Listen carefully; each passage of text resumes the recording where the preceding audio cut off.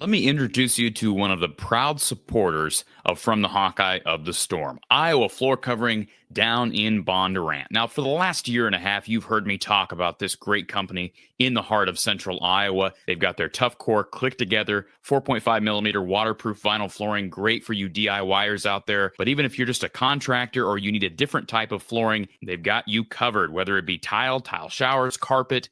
Give Iowa Floor Covering a chance to serve you better and serve your flooring needs. Visit them online at iowafloorcovering.com. That's iowafloorcovering.com, or you can give them a call at 515-379-7000. That's 515-379-7000. Thank you to Iowa Floor Covering in Bondurant. Underwhelming is the theme of our show here at the get-go of the 2025 season. We're here to recap Iowa's 34-7 victory over the Albany Danes, the Great Danes of Albany. And they looked pretty great in that first quarter. Iowa struggling early.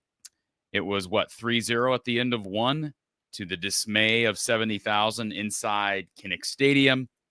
Iowa eventually got the run game going. The defense seemed to settle down to some extent, and things settled down as a whole for the Hawkeyes. But a shaky start, without question. Iowa's total yards passing for the day, 48 yards passing, 3 yards per pass attempt. Mark Gronowski left the game early with cramps, finished 8 for 15 with 44 yards and a touchdown. Hank Brown threw one ball for 4 yards.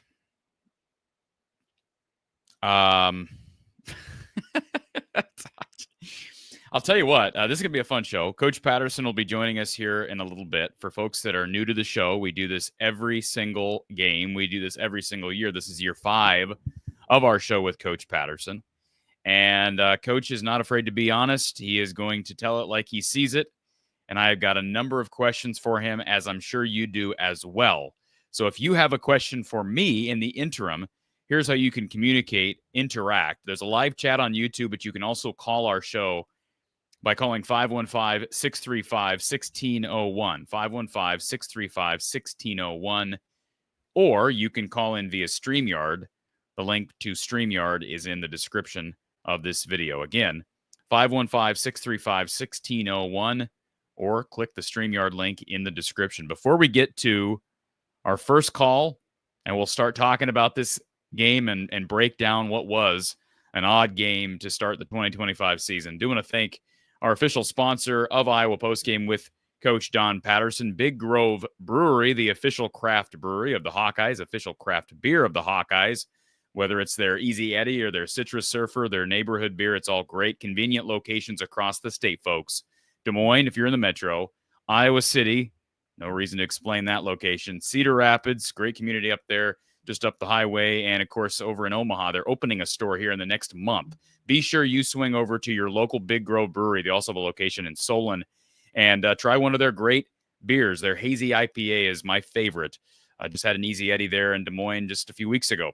And we'll be back very soon. They are the official craft beer of the Hawkeyes and of the show from the Hawkeye of the Storm. So we appreciate Big Grove Brewery for being a part of our content push once again this fall. Also, RTI Threads is back with us. We appreciate those guys over in Omaha, Siouxland, up in Sioux City.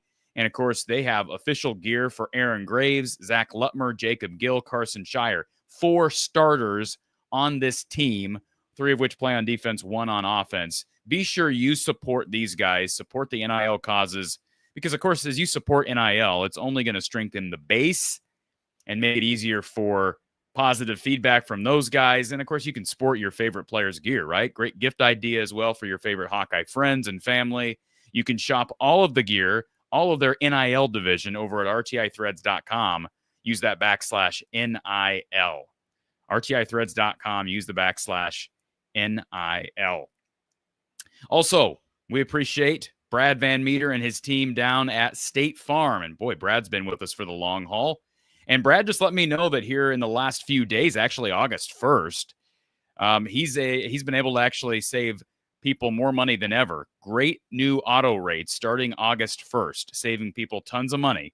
So you'll have to call them and hear about the opportunities that lie in store for you if you consider a switch.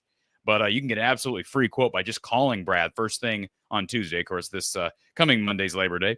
Call him at 515-256-6480, 515-256-6480. He's got a website. It's www.bradvanmeter.com. He's located in Des Moines, but is licensed to give quotes to anybody in the state. So across the state of Iowa, doesn't matter where you live, give Brad a call or visit his website. You can visit him in person if you'd like, down there on Fleur Drive in Des Moines. Again, Brad Van Meter and his team down at State Farm, saving people great amounts of money on auto, life, health, all kinds of different insurance policies. And get your free quote on Tuesday. All right, let's go to our first caller of the day. And we've got somebody on our phone line. Our phone line is sponsored by Iowa Smokehouse. They are back with us again. Thank you for calling our Iowa Smokehouse line. Who's on the line? This is Jared Barger from Cedar Rapids. Well, how's it doing? How you going, Jared? How are you? I'm doing all right. How are you, Corey? I'm fine. Yeah, I mean, I'm fine. Iowa won.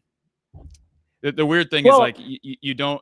This was never a game in which I even entertained the idea that it would be close, and it wasn't close in the end, right? But yeah, I mean, I don't feel good. I don't feel good. And I feel worse having watched Iowa State the last 2 weeks. But I also say I've read the Iowa State game. I think I've missed that game in my picks 3 years in a row, I believe. And the road team has had the most success in this series of late. But if I had to put Iowa and Iowa State on the field today or tomorrow, like I just made my season predictions this morning, and that's how much a couple of games can change the dynamic for me. I watched Iowa State play South Dakota, and by the way, I watched them last week against Kansas State, but that's a good South Dakota program. Now, maybe they're down this year, but these games are really flipped. I expected Iowa to roll Albany. I expected Iowa State to kind of have a bit of a letdown against South Dakota. I didn't expect them to lose to the Coyotes, but I expected a closer game. These games are really, the scripts were flipped. And I just think it'd be hard for me at this point, and I'm not going to come out with my game prediction until later in the week, but it'd be hard for me right now to pick Iowa to go to Ames next week and win. I'm not saying they can't do it, but would a reasonable person expect that? I think you'd have to really convince me. I mean, maybe you could. Maybe you look at Iowa's run game today and say it's going to translate over, and the defense picked it up and only allowed 7. I mean, there's positives that we can take out of this performance today, but man, Iowa State has looked good, and I would say very underwhelming from the Hawks. Yeah, Corey, if I had to make a pick today, I would not say that I've seen enough from Iowa in the early going to say confidently, yes, they're going to beat Iowa State. But, to your point, you said it earlier, Iowa won today. I mean, man, I'm just looking through some of these comments. Might as well have kept Cade. Couldn't have been much worse passing. We all die a little every week during football season. I'm starting to not care. Guys, Iowa won 34-7 today. And there's a lot of things that they did not do well. But, I mean, at the end of the day, they did not play terrible. And they got the win. So let's, I'm glad that we're not overly optimistic, but let's not be too pessimistic either.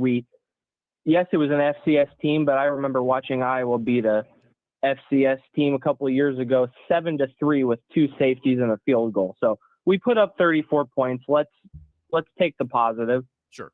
Now, we can acknowledge the obvious, Jared. You and I both know Albany is not even in the same class as South Dakota State was 3 years ago. True. But point taken. I acknowledge what you're saying, and there's no reason to think that Albany couldn't be decent this year. I mentioned this in my preview, and I don't know. Albany may go out next week against, who do they play? Delaware State. They may go out next week against Delaware State, and I think Delaware State's still FCS, and lose. That very well could happen, and if that happens, then I'm going to probably look at this and say, that was not a good performance from Iowa. And I'm not going to say it's a good performance from Iowa regardless, but my point is, this was a team that did make the college football playoff semifinals 2 years ago. They had a down year last year, coaching change, so you wouldn't expect them to be good. But we don't have anything to work off of. I think the big thing right now, matchup-wise, you go back to the original concerns I think most people, including myself, had heading into the year with this Iowa State game. Iowa State, traditionally under Matt Campbell, throws the ball down the field. They typically have electric receivers, and we thought, well, maybe with Jaden Higgins and Jalen Knoll leaving for the league that they would take a step back in that category. It does not appear that they have. It seems now they may be even more dangerous because they can spread it out, and you have to guess who they're going to hit. They got great tight ends again, as they normally do. Not as great as Iowa's typically, but they usually have very good tight ends. They're really good at running back with Hansen and with Sama, and boy, Rocco Becht is really good. And for like James in the chat, I love you, James, but James in the private chat says, remember when you tried to say Gronowski was close to Becht? Please, and I'm not making that argument right now, but this was one game, okay? Mark Gronowski didn't play the entire game. It was his first game coming off an injury in the spring. I'm not making excuses for him. I'm just acknowledging the situation. So let's just acknowledge the situation. Multiple things can be true at the same time. He did not play well. The passing game was horrific. They threw for 48 yards on the day. That's absolutely horrific. But at the same time, that doesn't mean anything necessarily for next week. If they go out next week and throw for 100 yards, and I'm going to be like, oh, crap, man. Like, where are we at, man? Like, they had me fooled all this time. And I'm not going to be on the fire Tim Lester train after week 2 if they go out, struggle, and lose in the passing game. But I am going to be like, what's the deal? because this is a guy who put up really good. This is a guy 2 years ago who beat Albany in the FCS semifinals 59-0. I think Gronowski had like 4 or 5 incompletions the entire game and had like 340 all-purpose yards.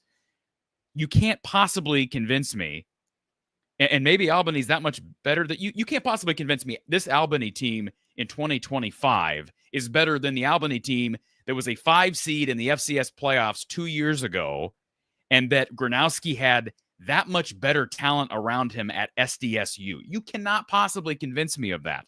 So I have to attribute something today to either health, and I hope that's not the case, because who's to say that's going to resolve itself? We haven't had any reason to believe it's been health, and I'm not talking about the cramps. Honestly, in that first quarter, there were a couple of throws that look like does the guy have an arm at all? Like, does he have I've never seen a couple of those throws. Never seen Gronowski make throws like that at any level. And I've watched a lot of his football at South Dakota State, and then watching him throw at the Open Kids Day practice here a couple of weeks ago. So that was concerning. It's either that or, hey, it's just first game jitters, beat the rust off. The problem that I have, Jared, is that and I'm not blaming anybody, he was cramping up. You had to get him out of there. But to me, there was no opportunity given, really, to allow him to beat the rust off as the game proceeded, because he had to leave the game. So I don't know that he ever beat the rust off. I mean, I thought he was okay after the first quarter, but they didn't really ask him to throw much. And it felt like Kirk kind of said after that first quarter, I'm not saying he panicked, but it was almost like, hey, we can just run the ball down their throat and we'll get out of Dodge. And I get that's the mindset. That's the mindset Kirk takes with a lot of things. But I'm not necessarily saying I agree with that, because that leaves me scared to death heading into an Iowa State game next week, where is he going to come out just as rusty as he did this week? I don't know. Yeah. I see that point, and I'm not ultra confident in him. I think it was jitters at first. Some of those throws early on that were missed that were easy throws. I mean, he had wide open guys, just routine, just get it in their hands throws, and he missed them, and it's not acceptable. But I think that was just kind of jitters playing in front of the Kinnick crowd, and then he just never really did get a chance to work through that, because they started running the ball, and then there was the cramps later on. Well, he was also checking down a lot. Like, he had lots of time in the pocket. And I don't know what's going on down the field. I mean, our guy Kyle Spence was at the game. I know Coach Patterson was at the game. I'm curious to know what percentage of those plays were there open receivers. And Kyle told me at one point, he said, there's open receivers out there. Now, with all due respect to Kyle, I'd rather hear that from Coach Patterson. But like, I don't know what's going on there, right? So I don't know if he's not going through his progressions right, if he's just, again, if it's tightness, what it is. But after that first quarter, everything was either a check down, or he's scrambling, or it was a designed run or a handoff. That was basically the offense. And they ran right through the Danes defense. And on a positive note, this is Albany, but they dominated the Albany defensive line. The offensive line for Iowa looked phenomenal in the pass pro category, in rush offense, all of that. They looked fine. I didn't think the defensive line was as dominant as I expected it to be, but the DBs have to play a little bit better than they did early on as well. So collectively, I mean, I know I'm rattling a bunch of stuff off, but I just want to know what percentage of those passes in the second, third, and fourth quarters, and there weren't a lot in the second especially, what percentage of those plays had open receivers? And I just don't have the answer to that question. But he'll see it. He'll see it on tape. Yeah. Gronowski will see it on tape, first thing Sunday or Monday, whenever they look at tape. He will see it on tape, right? So he's an experienced veteran guy. Got to get the cramping thing figured out. I'm no trainer or health guy, but I don't know why that was such an issue. It wasn't particularly hot out. I don't know. I hope it's not a sign of bad conditioning, but those would be my questions right now. Yeah, I agree. It's a little worrisome, but I don't want to speculate really on anything there. So I've got a few quick things. I guess what really concerns me more than the offense for next week really is the defense. Like you talked about, a lot more weapons, and I think that's really more what's going to determine the game, is how is the Iowa defense going to play next week. It was a big positive also the way they were able to run the ball, though. That was my biggest positive takeaway. Like you said, yes, it's the opponent, but also they played well. And I think it was a little backwards. I think they abandoned the pass game and then started opening up the run game. and it was working, so they stuck with it. But I think they need to start running the ball well to open up the pass game. I think they need to flip that around a little bit. Well, if they can run the ball as effectively as they did today, they're going to beat a lot of people. I think the question is, and you and I both know this, the question is this going to translate over to big boy football once we get to Iowa State next week? I mean, are they going to be able to run the ball like they did today? Yeah. I think not. Not like that. I think the idea was you go into this game and Iowa was going to be able to run and throw at will, and they just didn't do that, and that's the concern, right? Yeah. And then you look at some holes defensively, and I mean, they gave up 7 points. I mean, people tend to complain about Iowa's defense because they're so used to elite play. They only gave up 7 points, but there were a couple of drives, especially the scoring drive, that was like, okay, well, they're getting gashed the way we were afraid they were going to get gashed in the back end. And I know people were beating up on TJ Hall. Jalen Watson got extended run today. They say biggest improvement goes from week 1 to week 2. I don't think that was the case last year, but we'll see. Yeah. It's a young defensive group, not as experienced as they've had, and it's going to be a test. One last question, Corey. If Iowa goes on a playoff run, will you shave the beard? I said if we collect $200 in super chats, I will shave the beard tonight. So I'm committed to that goal. $200 in super chats will get me to shave completely, beard and mustache. So okay, if we you heard him, guys. You wanted it. You wanted it. You know how to make it happen. Let's do it. Jared, appreciate you calling, sir. Let's go Hawks. All right, thanks, Corey. Hawks. We'll talk to you soon. All right, good stuff. By the way, if you're calling in on the phone line, if you're put on hold and you don't stay on hold, I do this every year, don't I?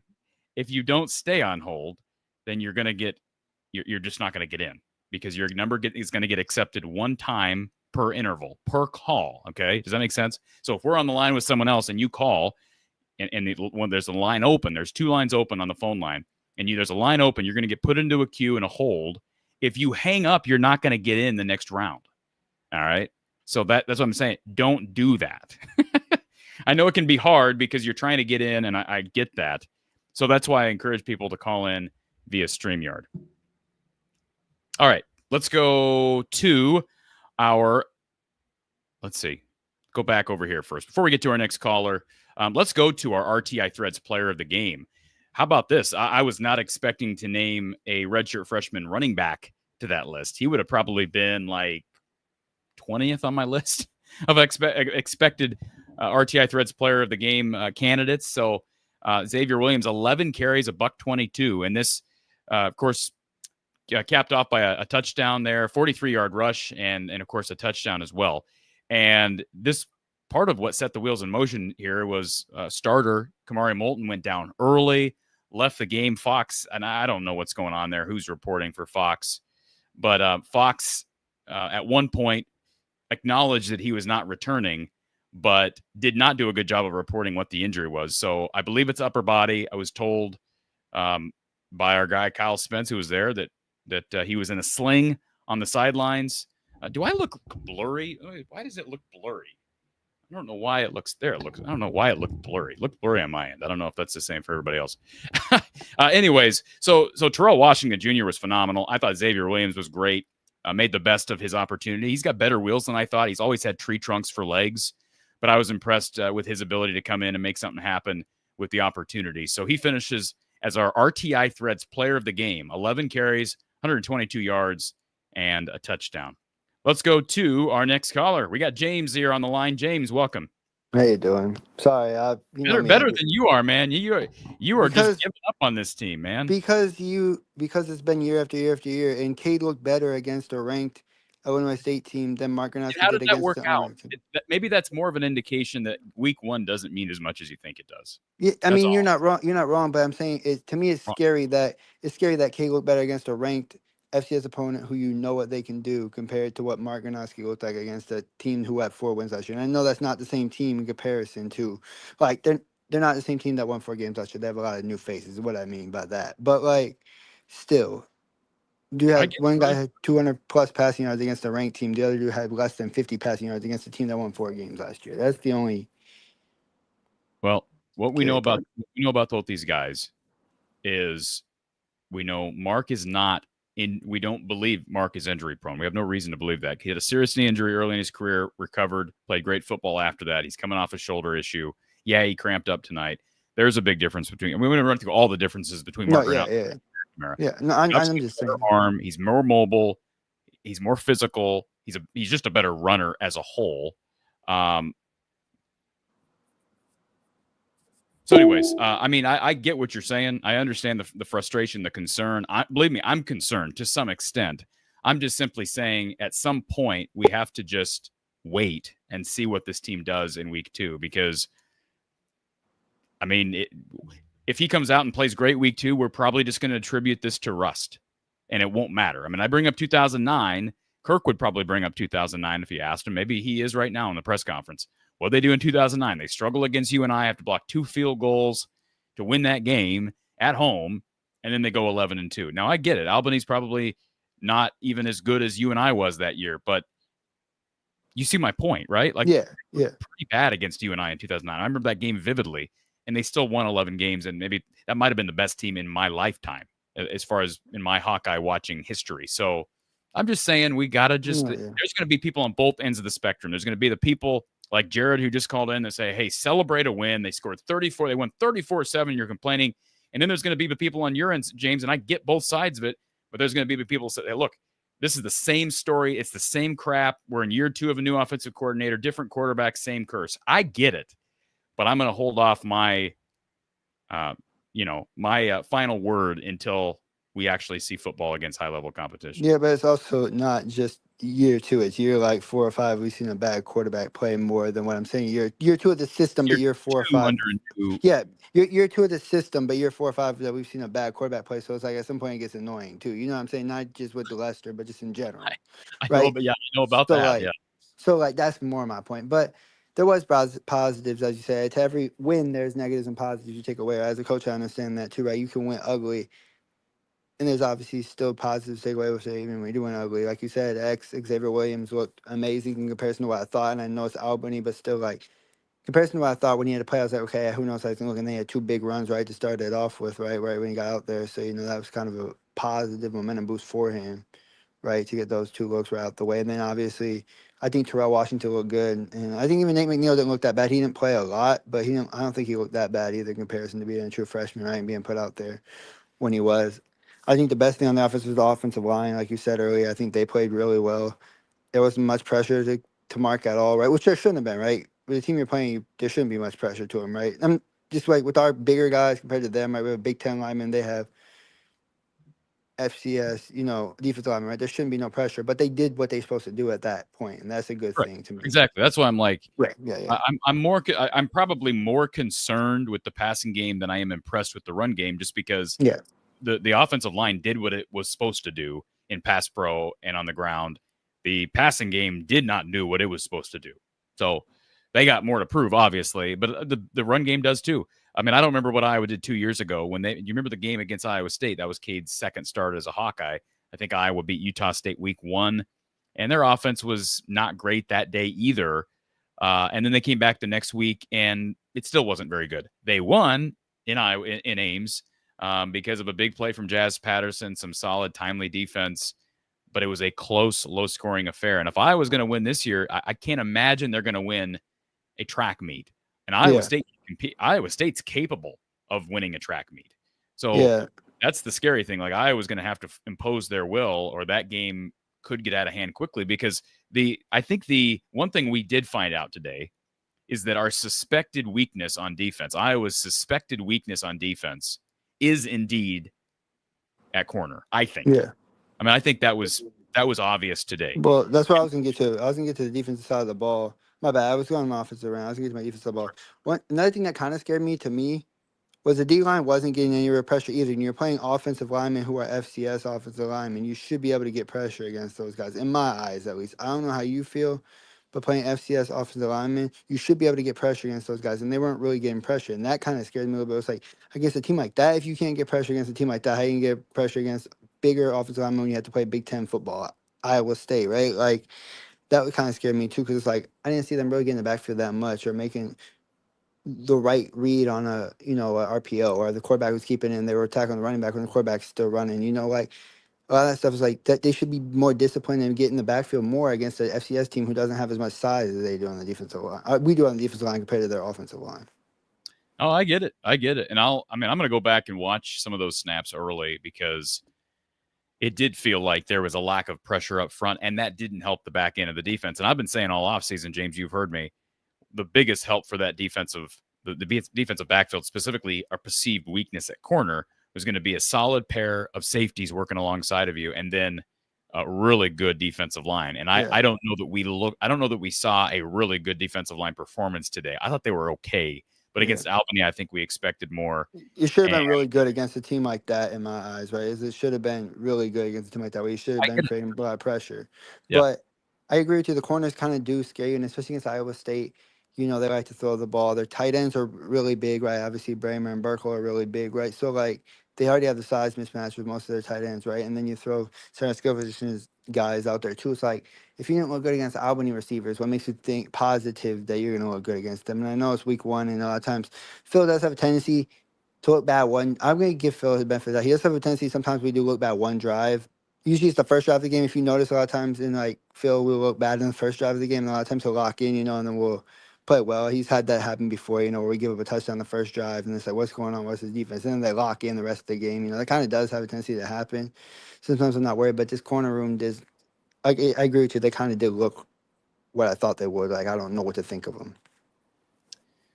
Well, James, feel free to call back in with Coach Patterson later. I think he's going to give us some good insight on a lot of these things. No, sorry about my negativity sometimes. It's just I expect more from a team like this. I expect more from a team against this sometimes. So, like, I just get negative because, like, I want to see them be better. That's more in me. Like, I know they can be better, or they know they should be better against a team like that. That's why I get.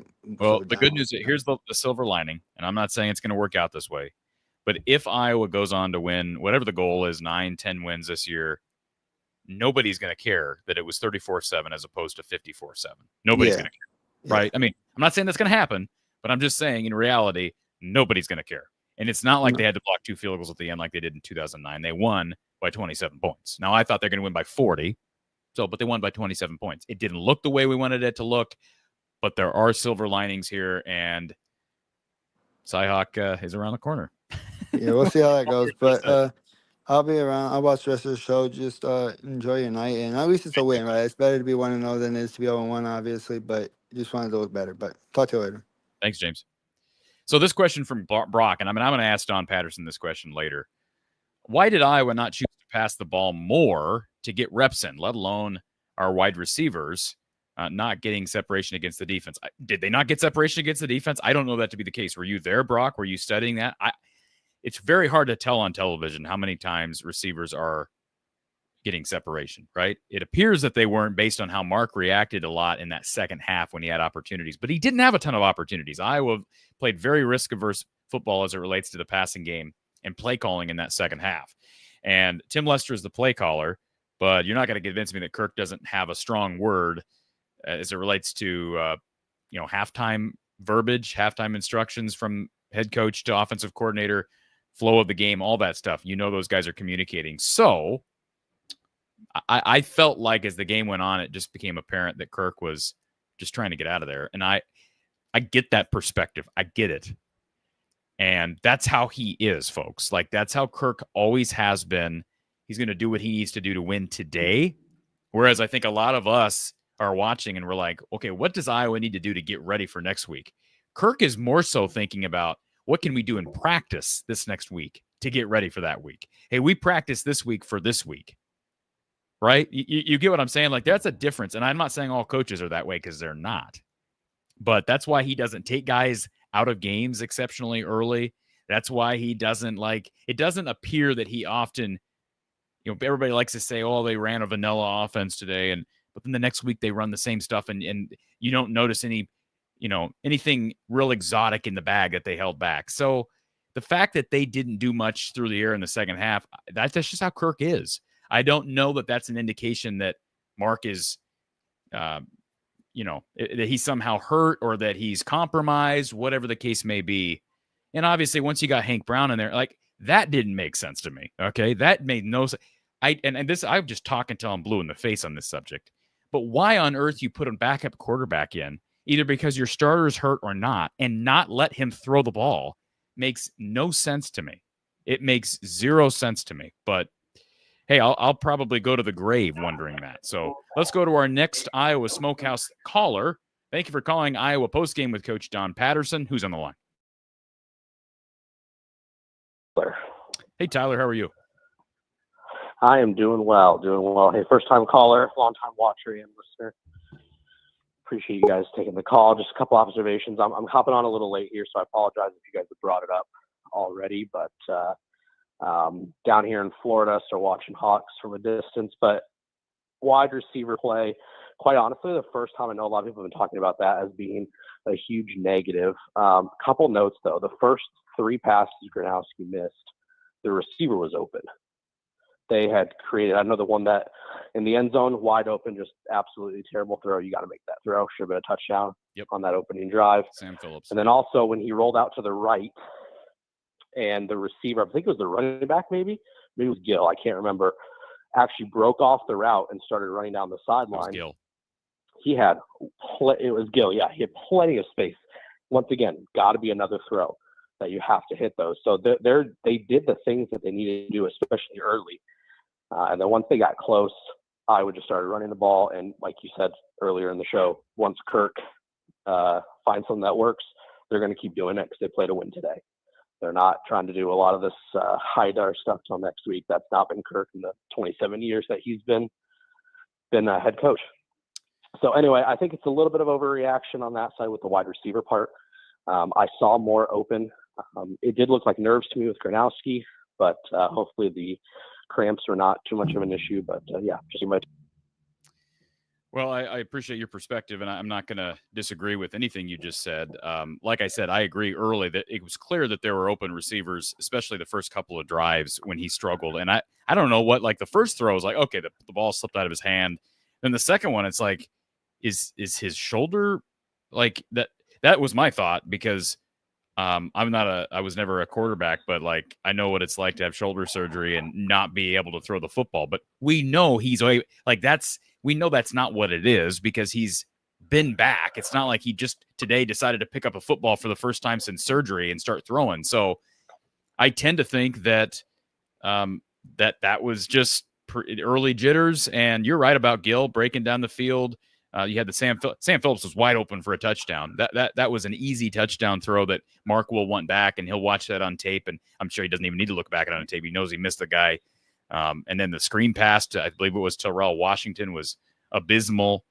But there were 4 or 5 horrendous throws that, it's a good thing they weren't horrendous in the wrong place because it could have, ended up as a turnover. And by the way, I believe, if I'm not mistaken, Iowa was -1 today in turnovers. Am I correct in saying that?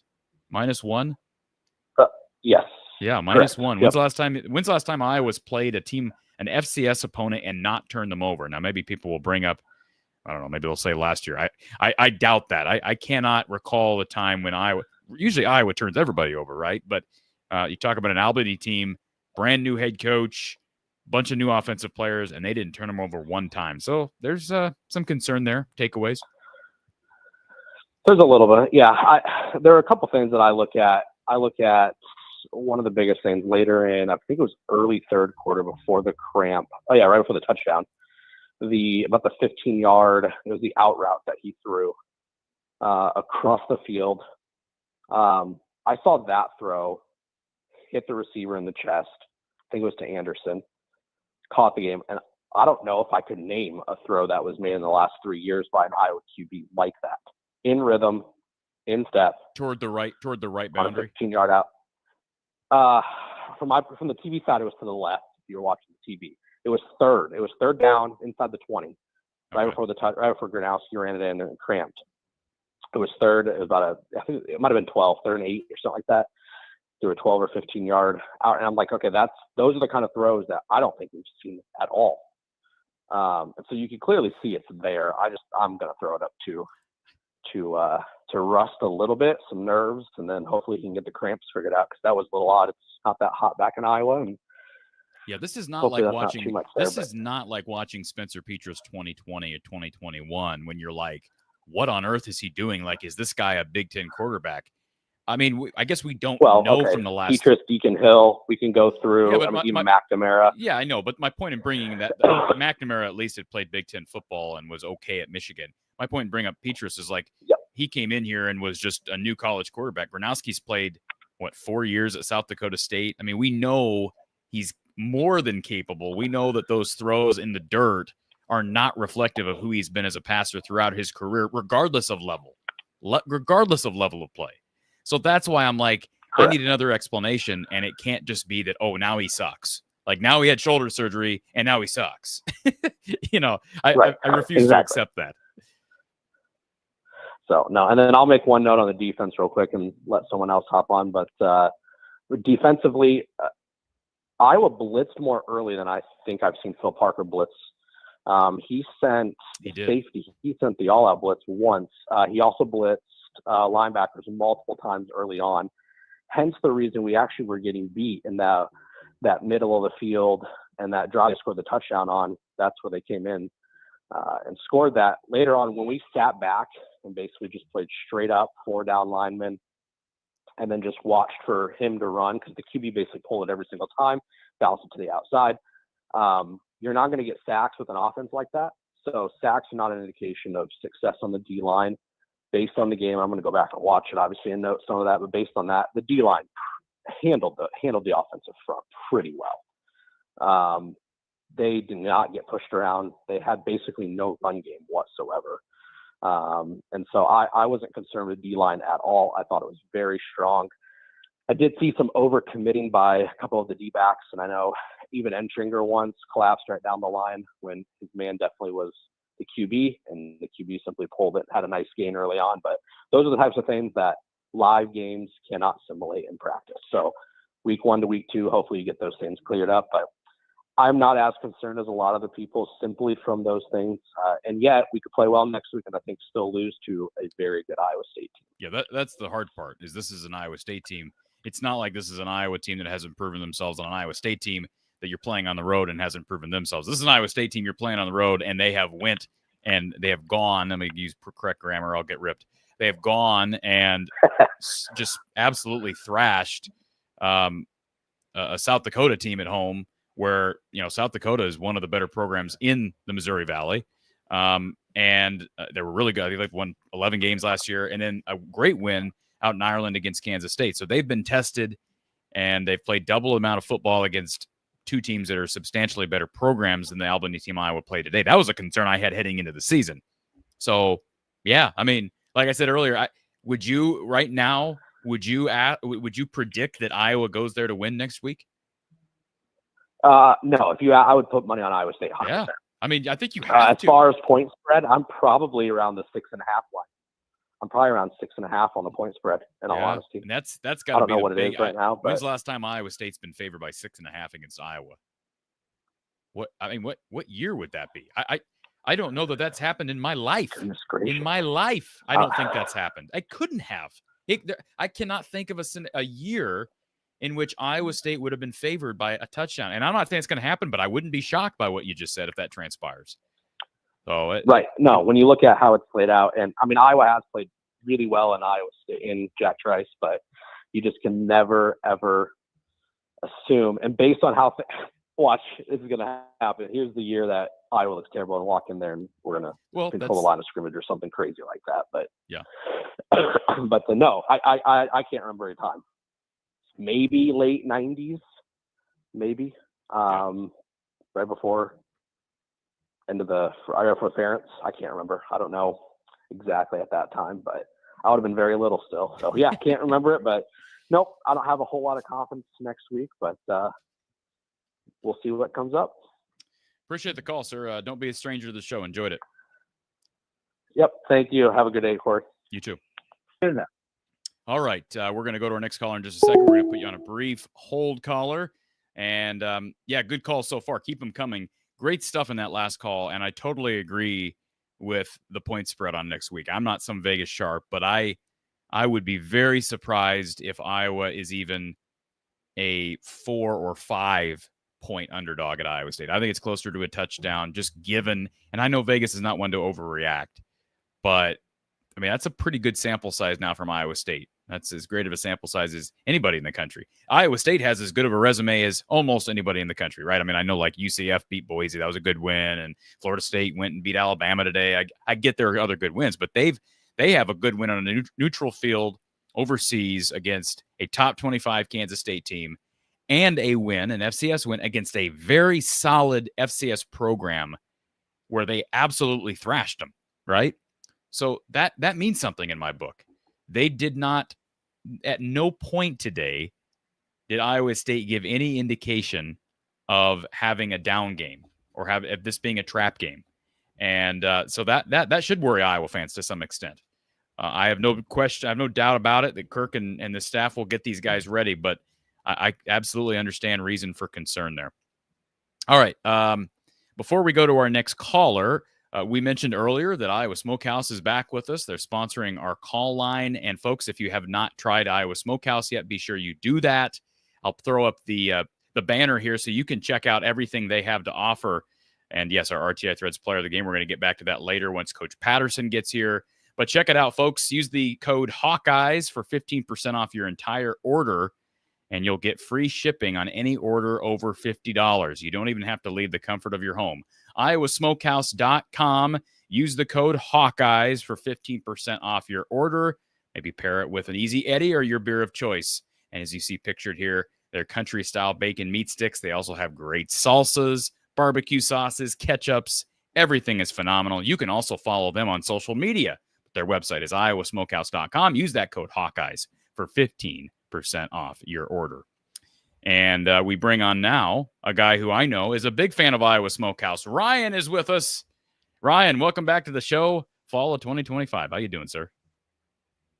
You are muted, I believe. No, you're not muted, but I can't hear you. This is all right. He's going to leave. He's going to leave, and he's going to come back. We're going to give Ryan a second to work through that issue. We are recapping Iowa's 34-7 victory over the Albany Great Danes. We've got about 500 people here in the chat. A couple of reminders, folks, as we're awaiting the arrival of Coach John Patterson, who is en route back.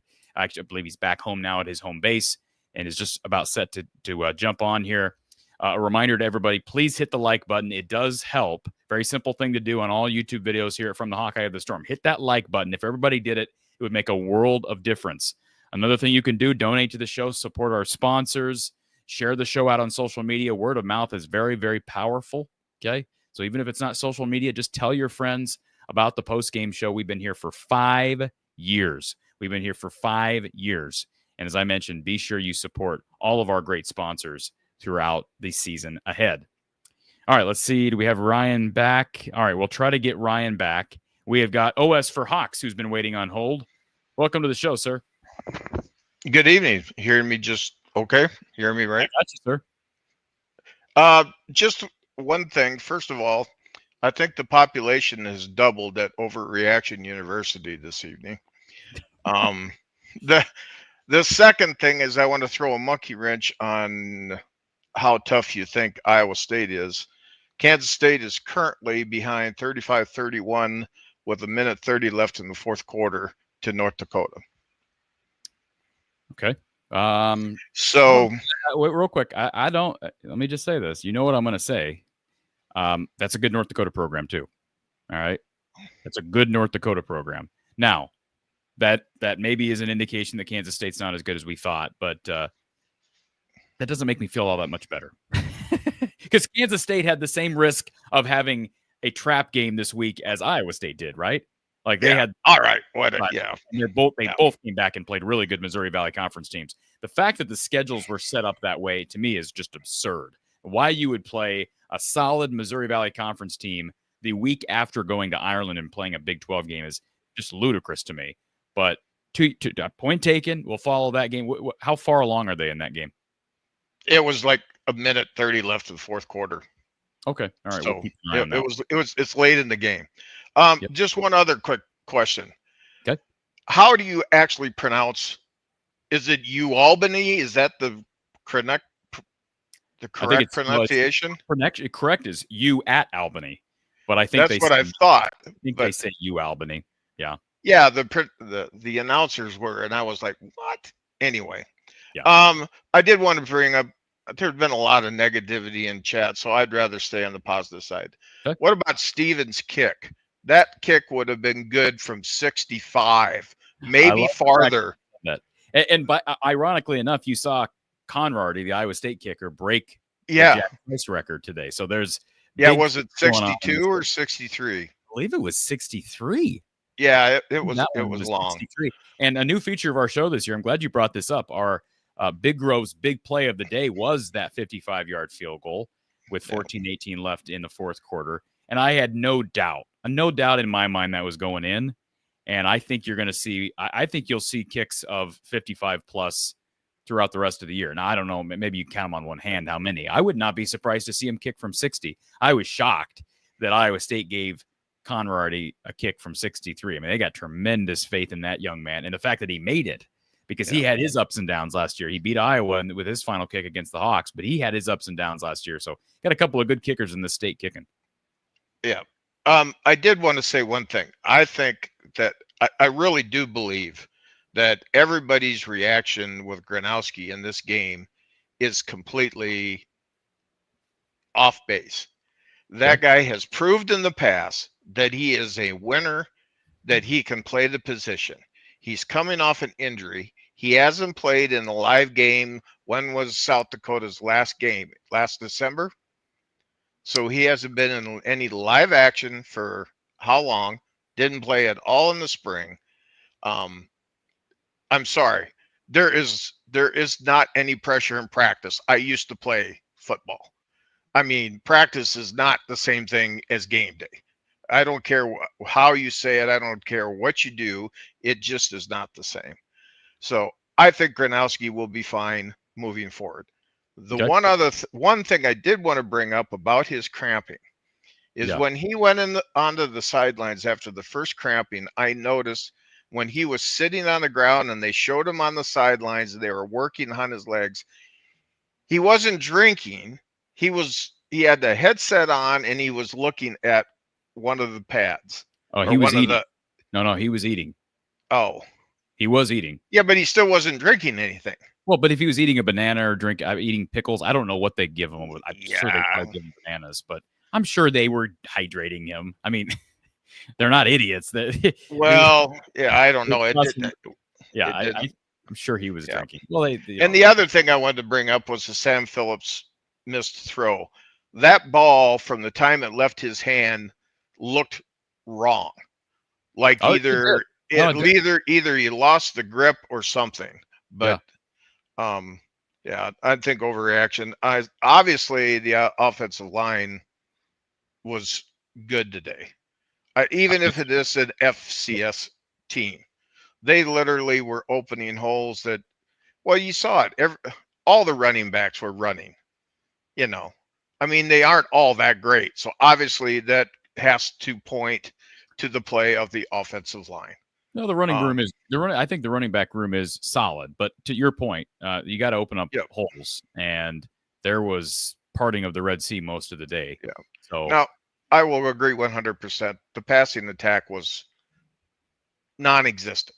It was. There's no doubt about that. I did not expect that at all. I did not expect that at all. Right. And I agree, because we even Lester himself had pointed to the fact that he was seeing positive things happening, and maybe that's why, but I still think people are overreacting. I mean, I tell you what, if some of the people in chat have worked in business and had somebody come into their business and had a bad day and would fire them for one bad day, they wouldn't have a workforce. It's just ridiculous. I'm sorry. Now I'm ranting. I'll get back on the positive. I wanted to say one thing, and I wanted to say this when Don was here, but that's all right. I wanted to say that I greatly appreciate Don's expertise doing these shows, and he comes in because, first of all, he's a man that knows what he's talking about, and second of all, I always will defer to his expertise on anything, and I think he's such a great asset to what you guys do, and I appreciate it 1,000%. Well, It's obviously, wonderful. That's all I have to say tonight. So, yep, I appreciate that, sir. Thank you for the call. Okay, we'll talk to you some point soon. Hopefully, it's after a win next week. exactly. Go Hawks, beat Go State. Hawks. Thank you, sir. Yeah, and obviously, I agree with that. We've got Coach Patterson back for year 5, and no sign of stopping. Speaking of Coach Patterson, let's welcome the man, the myth, the legend, Coach Donnie Patterson. You know, so I had to get that Donnie, and that's it. For people that don't know, your real name is Donnie. When I was younger, Corey, it was okay to be thought of as Donnie. I was named Donnie. I was named after my dad's younger brother who died as an infant. So I certainly never minded the name. But I will admit, as I've gotten older, I feel more comfortable identifying myself as Don to people that I don't know. Because then I got an adult's name at least. You know, John versus Little Johnny, or Don versus Little Donnie. Yeah. So, but all of my old friends do call me Donnie. We got a family friend, Don, who's, what is he now, like 12? And he went through this period when he was young, he was JJ. And then he went through this period, and all of a sudden he wanted to be called James. And he did that at a pretty young age. And I still think of him as JJ. I got another friend who's, we called him Andrew, and now he wants to go by Andy. I'm like, well, that doesn't make any sense to me. Andy's more boyish than Andrew. But anyways, regardless, Don, thank you for being here. You know, I appreciate you doing this. I know you've had a long day. And for folks that don't know, Coach is at every home game. And he hustles back to the house, tries to get fueled up a little bit before he hops on the show. So, Don, I know we need to kind of catch you up to speed here. But before we do that, I want to give a shout out to a couple of people. James Rowden, appreciate the donation. He says, thanks for the coverage, win or lose, popping the Hawkeye of the Storm on to drive home as a game changer. Thank you, James Rowden. Very much appreciate the donation. And I'm committed to what I said, that if we get to $200 in donations, whether it be Super Chats or Venmo, Cash App, PayPal, I promise I will shave tonight. So that was asked earlier. One of our callers brought it up, Don. But also want to thank our Super Chatter here, Hawk Hogan. I threw this up earlier, but thank you for the Super Chat. Fantastic game, brother. Hawkamaniacs running wild. So thank you for that Super Chat. D. Rolofson, thank you for the Super Chat as well. Celebrate 205. Save complaints if we lose next week. We are still underrated. So thank you for that. 205. That's the number now, Don, for Kirk? 205 after today? I guess so. I think that's right.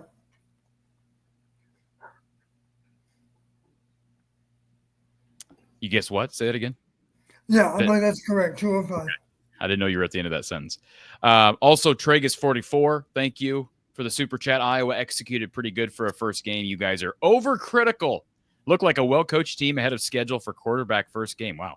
Now, Tragus44 is a little bit more optimistic than I am. And Don, full disclosure, there are times when you and I chat. It's usually in a road game because you're home and I'm home. So I haven't talked to you at all. Right. Just full disclosure. You and I have not talked. Let's just start from the top, okay? Because people here are here to hear your expertise. And I'll just give you a couple of my notes based on the first quarter. Because we haven't done this yet today. So let's start with that first quarter. First drive, Iowa methodically goes down the field. And on the first drive, I believe Gronowski had at least 2, if not a third, horrific pass where he's not even close. I mean, not even in the same, if there's a playing target practice, I mean, he's hitting the gal holding her baby in row 5. I mean, he's nowhere close to bullseye or even on the board. Right. That happened. And, of course, you had a bad toss to Washington. I believe it was second drive. He almost fumbled. It was a horrible toss by. I'm not trying to be overcritical, but go back and watch the tape, Dom. Maybe you didn't notice that from your seat, but it was like almost a shot put toss to Terrell Washington. He has to come back to his back hip to catch it, kind of fumbles with it, grabs it. By the way, Terrell Washington played fun. I was really impressed with that young man today. Iowa loses Kamari Moulton to the locker room, had his right side of the jersey cut, ended up back in a sling. There were a couple of calls that were interesting, but just overall in that first quarter, Don, really odd start for Mark Gronowski. So I'm going to ask you the $1 million question. Was it rust and jitters in his first game as a Hawkeye. Do you think there's something going on health-wise with that shoulder, with the hand? What is it? I don't think there are any physical issues. I think, just all I'm doing is giving you my opinion, sitting in row 22, section whatever it is, I forget. Good seats. I think it was simply the case. He's such a conscientious person. I think he wanted to do well so much that I think it honestly affected his play. My guess is after that first quarter, Tim might have had a meeting along these lines. Listen, Mark, we already know you know how to play. These people are going to love you regardless of what happens in this football game. So just relax and play. You don't work football, you play football. So go play. And play like you know how to play. You've had a lot of big moments in big games, and you heard me say, and it's the truth, there's a hell of a lot more pressure playing for the national championship. There should be more pressure playing for the national championship than there was playing against Albany today. But I think the fact you got 70,000 people there, they're all on your side, and he wanted to do well so much, I think it actually affected his game. I do. I don't have any other explanation. Well, is that what you just said? I mean, I guess it's sort of theoretical or whatever, but is that almost comforting? Should that almost be comforting, reassuring to Hawkeye fans that, like, it wasn't, you didn't want to see it, but we got it out of the way? Like, he's going to settle down because that's not who he is. I think the fear is this is who he is. And we know he's not. We know this isn't who he is. We've seen too much evidence. You called games for the Missouri Valley and for ESPN with him, leading team. They put up 15. They scored this Albany program 59-0 2 years ago, and he had like 330 all-purpose yards in that game. Had like 4 incompletions all day. This is not who Mark Gronowski is, and I cannot accept the idea that his shoulder surgery that he had earlier in the year and he's been recovering from is the culprit at hand here. No, I don't believe that either. So that should be reassuring to people, correct, Don? We should expect him to play more between his ears, to be honest with you. Say that one more time. Well, it's kind of like having to make a 4-foot putt for birdie. It's hard to do. But you got to do it if you're in the big leagues. You got to do it. But if you're playing once a week like I do, Mark's not playing football once a week, Don. No, you're right. I don't know how else to explain it. It was a head scratcher for me too. I thought, well, maybe here's the disadvantage we all have. We haven't seen the video. I know you saw the TV copy and there were a lot of replays and all that stuff, but it's still hard to tell what Mark was seeing until you get both angles of every play. I think that listeners may not know this. There's one camera angle from the press box and there's another camera angle from the end zone. And when you have both, and they're back to back. Yeah. So you get 2 looks at the same play every time, every play. And I think probably there were times when there simply wasn't anybody open. You saw some of those snaps where he simply couldn't find anyone. And I'll admit, sitting in row 22, of course, it's hard to be looking at the quarterback and then looking downfield at the same time. It's not like I'm looking over his shoulder. So it's hard to know for sure what he's seeing. But there were times when, and I think it's safe to say, let's give some credit to Albany. I think they did a much better job defending the pass than they did defending the run. Because there were times it appeared that there was no one open. Okay. Well, but that should also be concerning to some fans. That's going to be concerning to some fans that there wasn't that much separation. Now, there were plays early, especially in that first quarter, like the Sam Phillips. I mean, he was wide open in the end zone. Number 2 was wide open in the end zone where Mark just underthrew him and it looked like the ball slipped out of his hands. You have the screen pass to Terrell Washington that was just a little floater that went way over his head. You had a couple of ground balls, dirt balls as well. So there were plays where Jacob Gill split off down the sideline on one play, broke off down that boundary closest to the I guess it would be closest to the non-press box side of the field, the east side, if you will. So there were times separation-wise where guys were open. I know you don't have the tape, you haven't looked back, and it's hard to tell on the TV copy. I mean, I went back and rewound a couple of times. I can't tell. I don't know what's going on out there. But especially early, talking about that first quarter, Don, how much of the time was it? How many plays would you say there just was nothing out there, and what percentage of plays did you see separation from receivers? Well, my recall, maybe they were all in the first quarter. I can think back maybe on the first 2 drives or maybe on the first drive. I can't remember. Most of what you would classify as a horrible play that came early, right? I can remember 3 horrible plays. Maybe there were more than 3. You just talked about 2 of them, I think. But the real head scratches were early. And then the impression I got, the coaches decided, you know what, it'd be nice if we got a lot of balance to our offense. But why don't we take the safer approach? Let's just run the ball down their throat and be done with it. That's what I said earlier. I said about 30 minutes ago, Don. It seemed like Kirk just said, let's just get out of Dodge. We're not concerned with prepping for next week. We'll do that in practice. We're just going to get out of here. Yeah. But it is a concern that we threw 15 times for 48 yards, whatever it was. Something like that. Yeah. Yeah, I'm going to give you – so here are the official stats from Mark Gronowski.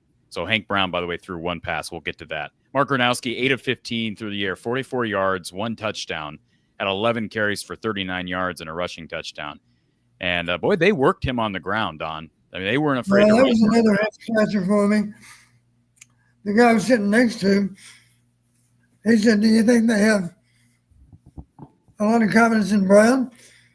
I said, well, by virtue of the fact that they're running Mark, designed plays for him carrying the ball, I would say they must have great confidence in Brown because they're not worried about putting Mark's health in jeopardy. I was shocked that he ran the ball so often on designed plays. I'm not talking about a flush. I'm talking about a key draw or something like that. I remember one time he ran the ball on first down, and I was just shocked. I thought, well, I understand running with the ball maybe in a critical down.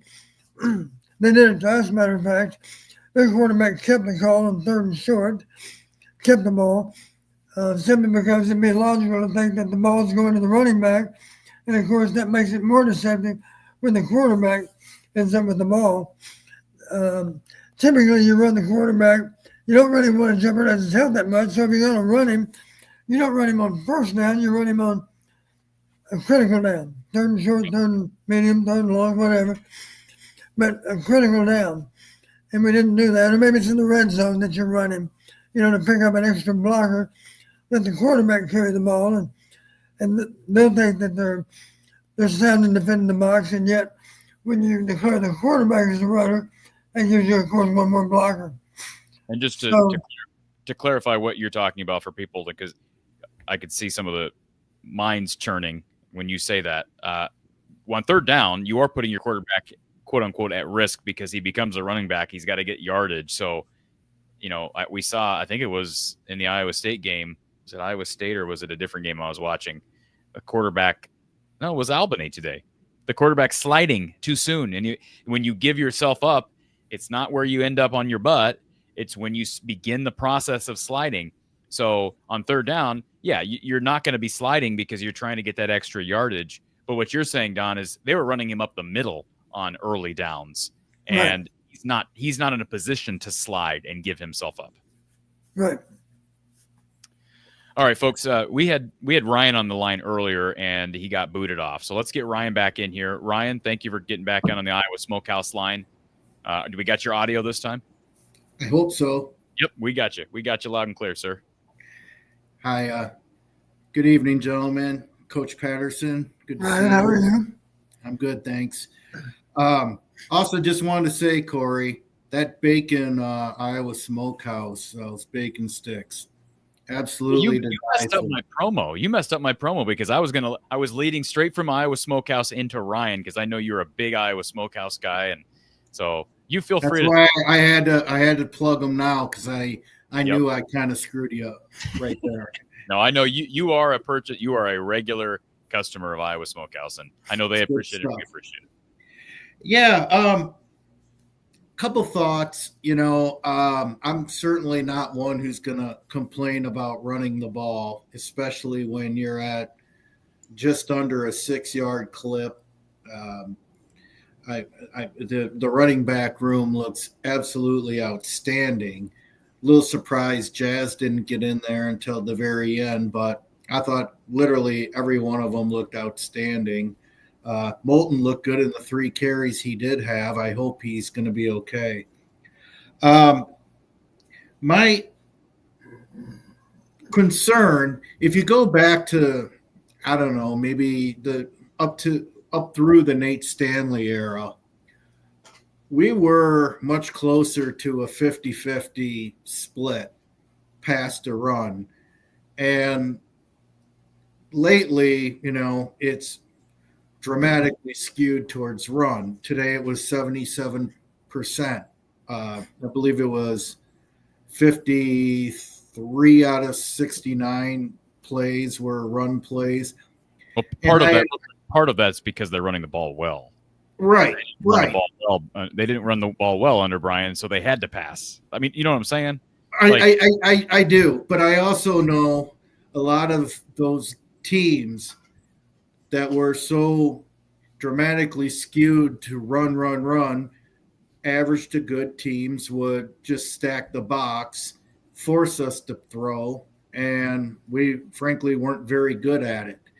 And I don't think Mark Gronowski came here with the idea of not to some degree being a throwing quarterback. So I'm kind of going to think that this just might be an anomaly, jitters, kind of like what Coach Patterson said. I agree. I will say that's I am worried about stacking the box big time because for as good as our running backs are,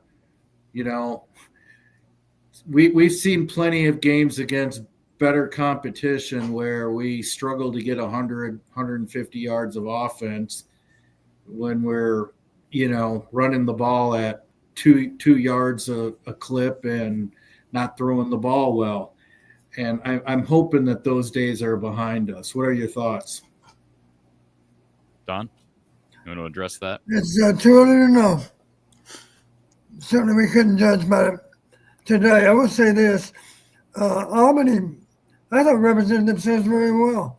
Let me back up. They didn't defend the run well. We did run the ball down their throat.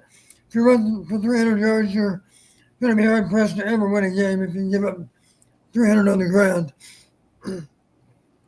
But I'll tell you one thing. I was impressed with their quarterback, who incidentally transferred in from Buffalo. He wasn't good enough to play for Buffalo, but I think the least of their worries is quarterback. But I think that young man played well. He did. Yeah, he did.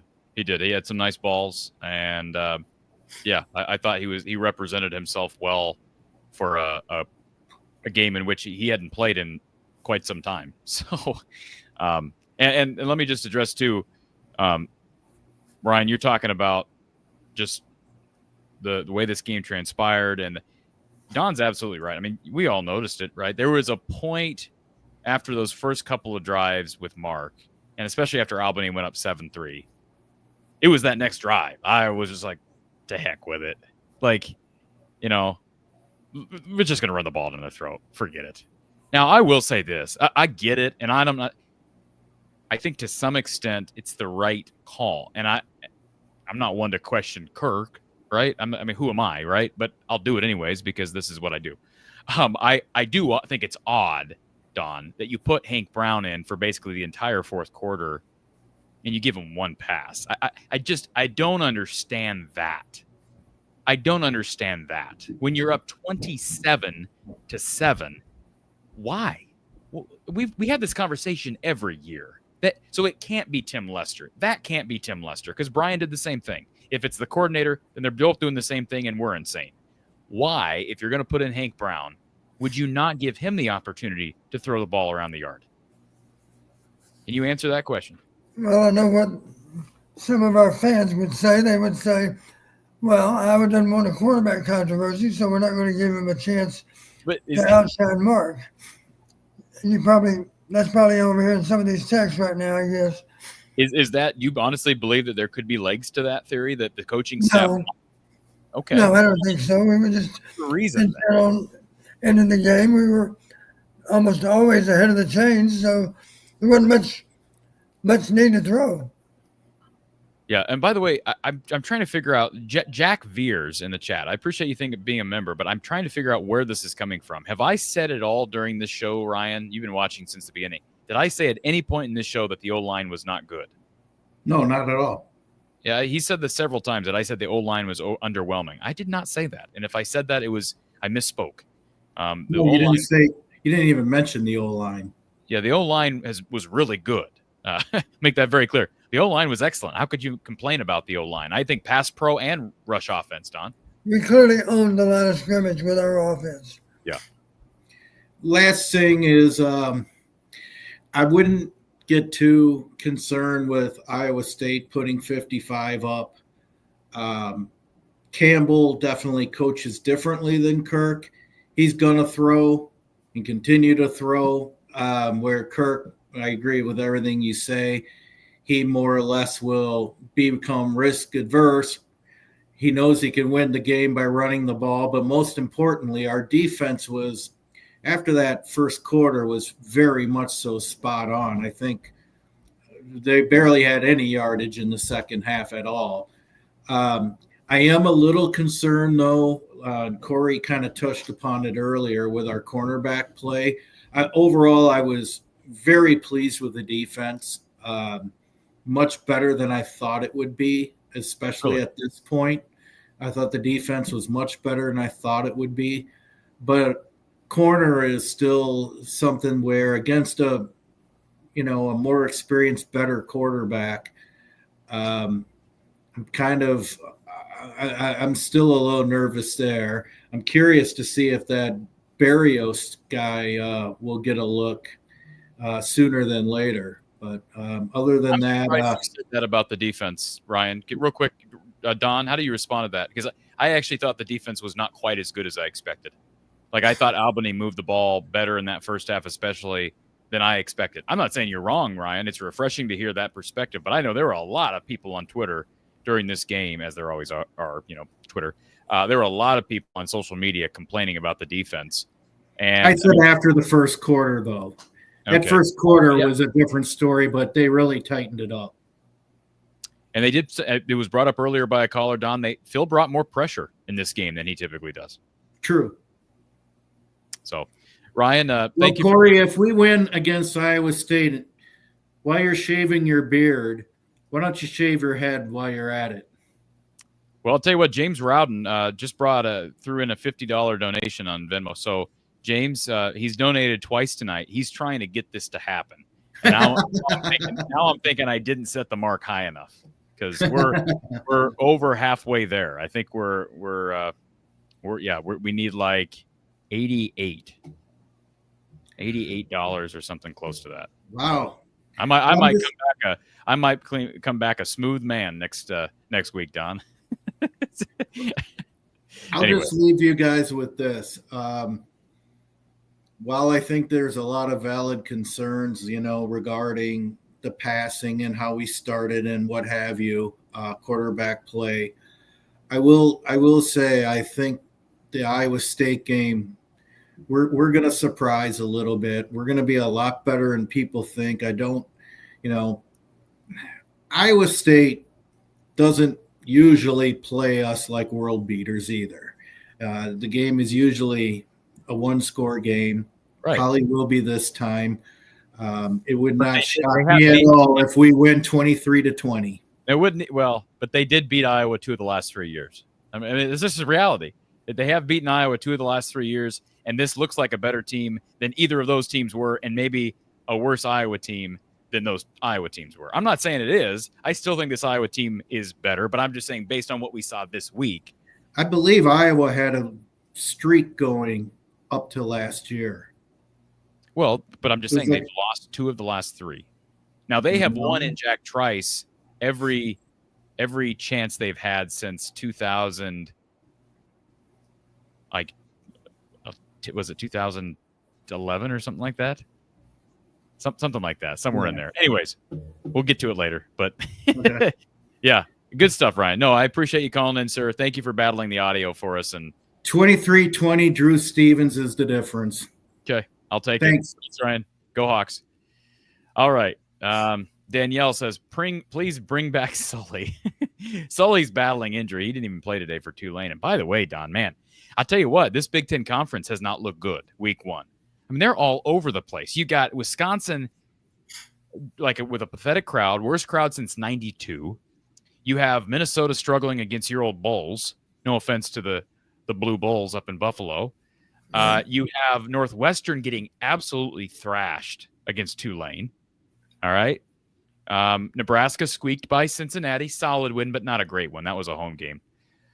So, anyways, Big Ten's been up and down this week, and then Iowa struggled at times today. So, And yet, as I recall, the Big Ten final scores I saw a while ago, 115 and lost one. I realized pretty convenient scheduling to get that done. What would be the best win of the weekend so far? Who would it be? I guess you got to say Ohio State. Huh? Well, it'd be Ohio State over Texas and then Nebraska over Cincinnati. And there's a big drop-off there, right? Yeah. A big drop-off. And I didn't watch that whole Ohio State game, but it was a low-scoring grinder.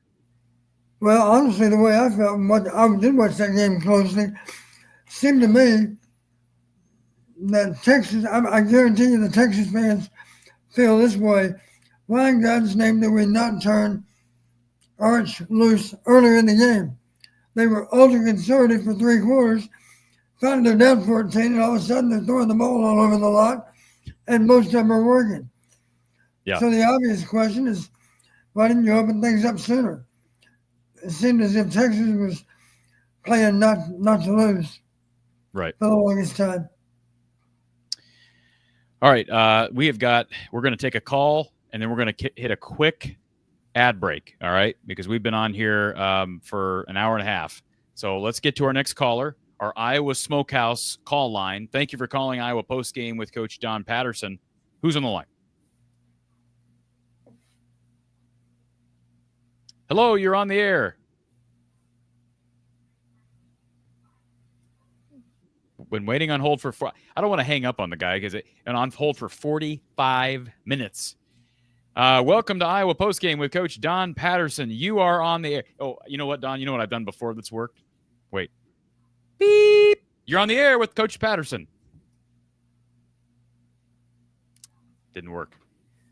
All right, call us back. I'll try to get you up in the order. Let's go to our next Iowa Smokehouse caller. Thank you for calling Iowa Postgame with Coach Don Patterson. Who's on the line? I think I got to turn this up here. Can you hear me okay? At least we hear him. Yeah, we can hear you. Hey, it's Hawkeye Howard. Howard, how are you, buddy?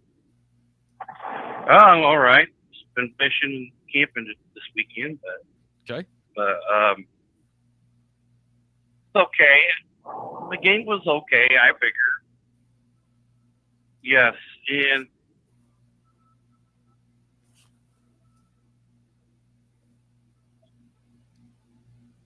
Howard, we lose you? can you not hear me? No. Oh, there you are. I Okay. got you. Yeah. Okay. I thought I lost you there for a Yeah, minute. you did. For Well, a second. anyway, I got anyways, the game was okay. I go back to the people why we play these games. This is why we play these games. We kind of a weaker opponent. We make mistakes, iron out things, and get things going because we got a new quarterback. Yep. New defense, and also. But I don't. Maybe you said it or anything. We had no idea what Albany was bringing because it's an all new staff. We didn't know what scheme they were running or anything. They were kind of set people back a little bit on their heels. We had to kind of run around with like squawking like chickens, and had to get things under control. And I think they got the things under control very well. And plus. You there? Yeah. Well, I was just saying, with how they played in the first quarter, especially, Don, I'm kind of glad they didn't play a North Dakota or a South Dakota. And by the way, Yeah. Kansas State, Hawkeye Howard, Kansas State survived a scare. Kansas State defeats North Dakota 34-31.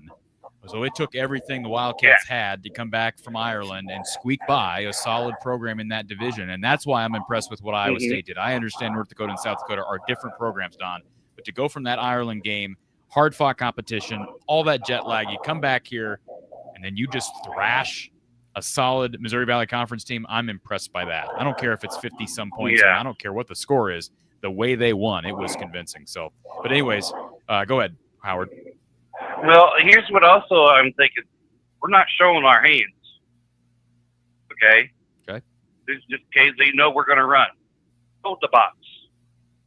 Load it up, and then we're going to start. Then I think the asking will come in the hand and start pitching over their head and see what happens. So I'm just believing that this is in Lester are setting up Iowa State, saying load the box, see what happens. Okay. So that's my opinion. Yeah, Don, what do you think about that? Is Iowa setting Iowa State up for trying to load the box and then you hit them over the top? Well, you do recall me saying the other day, my hope would be that we gain confidence with how we can play. We get to play a lot of backups, and we were able to win the game with a bunch of base plays, right? You heard me say that. I think it's safe to say we didn't give many new wrinkles in the passing game. I think that's a lot of our base pass offense that we ran today. And you might question why we didn't expand it to include some new plays, but obviously if we win the game comfortably without showing them, that's a good thing. So I think you're going to see things that we unroll against Iowa State that you certainly didn't see today. I'll be willing to bet on it. Also, I'm sorry. Go ahead, Howard. Well, Mark has a lot of pressure on that. That young man's got a lot of pressure. Yep. He's got a lot of pressure on his shoulders. And he had knows it. what He he's had it coming at South into, Dakota what we've State. had. He had it at South Dakota State too. He'll get through that. Yeah, I think once he gets settled in, I think things come in. I think next week he'll get settled in, and I think we're gonna all be surprised. So Well, Howard, I appreciate your that's my optimism. opinion. I tend to agree with And you. that's all I got for you today. Okay, Howard. Travel safely if you're on the Thank road. you. We'll talk to you after a win next week, okay? Yep, I will. All right, sir. Have a good night. All right, good stuff. Everybody, keep the comments, keep the calls coming. We are here for the foreseeable future. We'll see how long the show goes. D. Rullifson, thank you for the super chat. I'll add it to the funding. We'll add it to the funding. I'd rather lose money than bet the Cyclones to win. So thank you very much. And like I said, we should have put the quota a little higher. I don't know that I'm ready. But anyways, we're going to be back here in a little bit, folks. We're going to take a quick break. Excuse me. We're recapping Iowa's 34-7 win over the Albany Great Danes. I'm back with Coach Don Patterson more. The phone line is 515-635-1601, or you can call by means of the link in the description, the StreamYard link in the description of this video. We'll be right back. Let me introduce you to one of the proud supporters of From the Hawkeye of the Storm, Iowa floor covering down in Bondurant. Now, for the last year and a half, you've heard me talk about this great company in the heart of central Iowa. They've got their tough core, click together, 4.5 millimeter waterproof vinyl flooring, great for you DIYers out there. But even if you're just a contractor or you need a different type of flooring, they've got you covered, whether it be tile showers, carpet. Give Iowa Floor Covering a chance to serve you better and serve your flooring needs. Visit them online at iowafloorcovering.com. That's iowafloorcovering.com, or you can give them a call at 515-379-7000. That's 515-379-7000. Thank you to Iowa Floor Covering in Bondurant. Iowa Floor Covering, proud to be a part of our coverage here once again from the Hawkeye of the Storm. They've been with us for so long. And just tell your friends, if you don't have a flooring project in the works, maybe consider a remodel for a kitchen or a bathroom. They can also do tile showers, help you with that. And be sure you just give your recommendation to whoever you have in your community that maybe is undergoing a project or about set to begin a project. We also want to give a big thank you to our sponsor, RTI Threads, Aaron Graves, Zach Lutmer, Jacob Gill, Carson Shire. They're all featured on the RTI Threads website. Their NIL division can be found at rtithreads.com/NIL. 4 of these guys, and they're all starters, right? And RTI Threads, let's not forget, folks, that RTI Threads has been working with these guys over the last couple of seasons. So they're not new to this. And Zach Lutmer, Carson Shire, they've been waiting their turns, and they have them. They're all starters, and a big part of what I was trying to do on both sides of the ball. Buy your gear, buy your shirts, your T-shirts, your sweatshirts, your hats, all of that. So much merch to discover over at rtithreads.com/NIL. We'll throw up the website a little bit later in the show. All right, let's bring Don Patterson back in here. Don, we're talking about, whoa, that's not what I wanted. All right, we're back now. Don, I wanted to talk a little bit about that second quarter and beyond, because I did think Iowa settled down once we got to that second quarter. Again, we talked about the approach offensively, how it did change. Iowa went really run heavy after the first couple of drives. The struggles from Mark Ranowski, and it's understandable. I will say this, Albany gave Iowa a couple of gifts with field position by kicking out of bounds. That's going to be something that Albany will want to correct heading into week 2 against Delaware State. Good touchdown drive for Iowa after the Albany touchdown that put them ahead, actually, in that second quarter. It was capped off by a Xavier Williams touchdown. And Xavier Williams, John, you missed this earlier.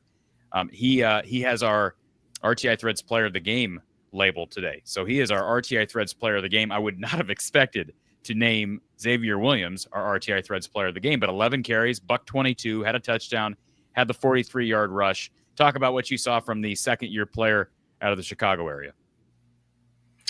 Well, really, I was very pleased with all the running backs that played today.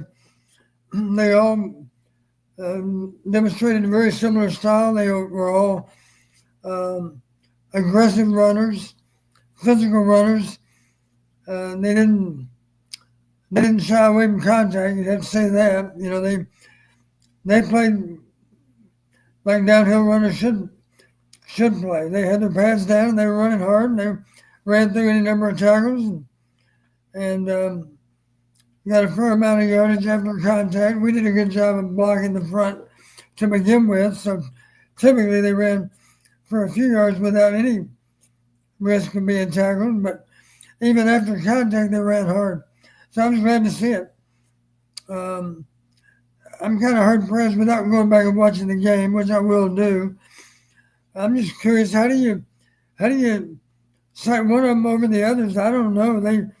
Hard for me to say for sure which back was the most effective. When you saw it on TV, Corey, maybe you have a better chance to comment. I know Xavier averaged over 11 yards a carry. Terrell's average not nearly as good. But Xavier had a 43-yard run, too. Yeah, I was impressed. Just to answer real quick, I was impressed with both guys. I'm like the caller earlier that said I was surprised Jazz Patterson didn't make it in earlier. But how many times have we said that? I mean, we said that last year. We were like, we didn't see Jazz Patterson for like the first month. And we're like, where is Jazz Patterson? It's such an odd... I made a comment to the guy sitting beside me. I said, I'm wondering if Jazz is in the doghouse for some odd reason, because I don't know why we haven't had him in the game yet. But, Don, we said the same thing at the Open Kids practice 3 weeks ago. Yeah. Remember? He didn't show up in practice. Maybe he was coming off an injury then, a minor injury. Well, but I'm just saying it's the same as what we saw today. And what's weird about that is a Big Ten Network, like a few days after the Open, actually, it was 2 days after the kids' practice, they went to Iowa City and said he was the most impressive guy during their tour stop. He was the most impressive running back during their stop. Now, I understand Kamari Moulton had been dealing with an injury, and that's another thing we haven't talked about, Kamari Moulton leaving the game and not returning today. But I was just surprised to see his usage so low. But, yeah, I was really impressed with Xavier Williams. He's a hard guy to bring down. I think he's got a little bit better speed than I originally gave him credit for.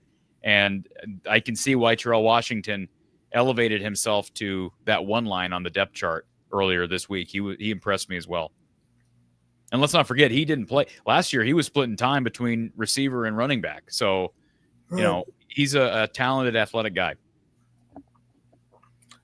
Yeah, it sounds like, I don't know what Kirk said in the press conference, but I'm assuming Kamari is up in the air relating to next weekend. May or may not be a participant, I would imagine, based on what we know today, right?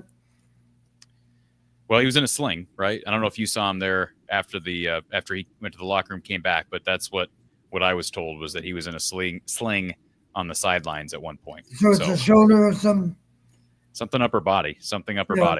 Yeah. RTI Threads player of the game, running back Xavier Williams, 11 carries, $122, and a touchdown. And that whole running back room looked really good, over 300 yards rushing. All right, let's go to our next caller. We have got Trent, we've got Landon, we've got Alex, Doug, Todd. All of you are up next. We'll go Landon first because he's next in the order.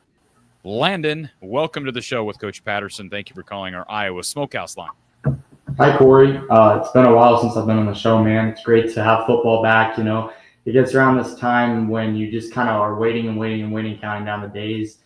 But I was just really happy to have Iowa football back today. I hear all this negativity, but I was just grateful to see some football again today. And, I think Mark Gronowski, I kind of expected some of that out of him. He was a guy that's coming off surgery, hadn't been just started camp a month ago and hadn't played in the spring at all. And so to see, I watched some of the highlights from Kids Day at Kenneck, and I think that was kind of the same thing I saw tonight, right? There's a lot of those kind of inaccurate throws. At least he didn't throw any interceptions. I'm hoping that next week against Iowa State, he can have a clean day. It's going to be tough against that Cyclone defense. But I just honestly think the Hawkeyes played to what I kind of thought they did. Maybe I thought they were going to score another touchdown or so, but I'll take 34 points. I think, last year, the difference was I thought this game that was more balanced than last year's first game. Last year, we were only up 6-0 at halftime, and we scored the same amount of points in each half, 17 in each half. So to have a more balanced offense, I felt like the offense was pretty balanced. And if I'm not wrong, they scored in every single quarter, except they didn't score a touchdown in the first, though, but they scored a point in every single quarter. So to have a balanced offense, I think is great. But I was just going to ask you, Corey, do you think, and this is the same thing for Coach Patterson, do you think that this Iowa offense needs to throw the football as much, or do you think that this rotational running back room can win games in the Big Ten this year? I think they can win games in the Big Ten this year, but I'll say what I said less than a month ago. And I'll say this. One thing I learned during the Big Ten, I thought I learned, Don. I mean, that's all, you're trying to take it with a grain of salt. But one thing I thought I learned during Big Ten Network stop through some of the things that were said by Jerry DiNardo, and we saw him at Kids Day too, but they were really impressed with the offensive line. And I kind of thought collectively that O-line may take a step back, having lost 2 guys to the NFL, plus a guy in Tyler Ellsbury who was a solid role guy, plus a running back in Caleb Johnson. I just thought collectively they may take a bit of a step back. And the Big Ten Network was bullish on the line. So I started to become a little bit more optimistic. But Landon, I've been saying for months that I think there are going to be games this year where Iowa's going to have to pass to open up the run. And I stand by that. I think there are going to be games you're not going to – I think it's obvious, right, Don? Iowa's not going to be able to go out there and run for 300 yards against Penn State. It's just not going to happen. So Mark's going to have to make plays in tight windows. Let's be happy he didn't have this type of a performance against Iowa State next week. Let's hope he doesn't. But if he was going to get the jitters and beat the rust off early, let's be glad they opened with Albany. If there's any benefit of playing a team like Albany, it's that, hey, he had some serious rust, more rust than we thought, to bang off.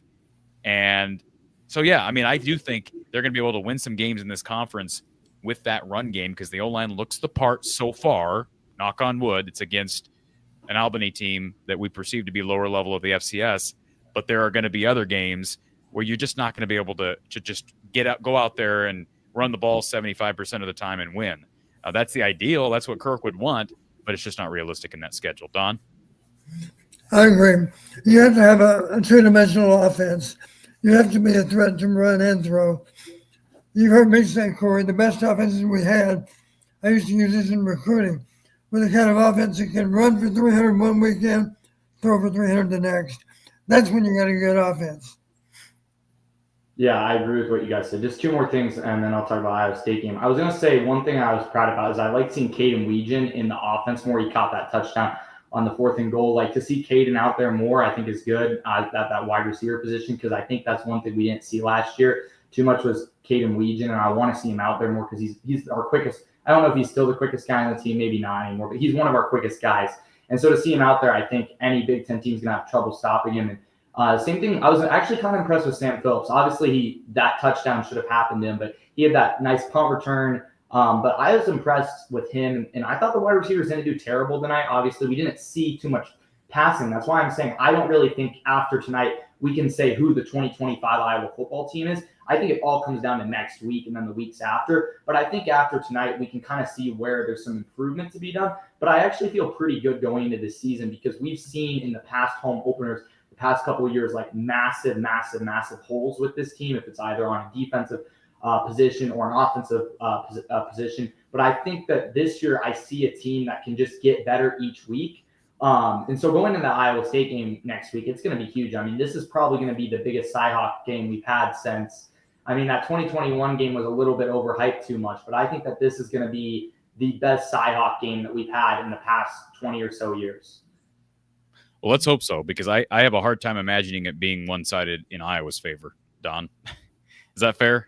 Is it hard to imagine Iowa going there and winning by more than one score? It is for me right now.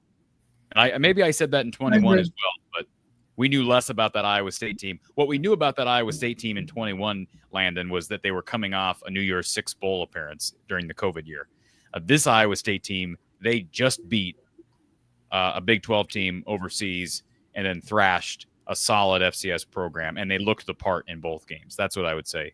So, hey, let's hope it is. I think it will be. I do think it'll be close. I'm not going to sit here and I don't know that I'm going to, even though I just picked Iowa to win that game this morning, now that I've gotten evidence today, more evidence to evaluate, I don't know who I'm going to pick this week, but it should be a close game. It usually is a close game. I will be there, so I'll do my best to make it happen, but Mark's going to have to play better, as we all know. So, Landon, thank you for waiting on hold as long as you did. Great stuff. Keep bringing it, and yes, we'll plan sir, man. Go Hawks. Hawks are going to win next week. I feel it.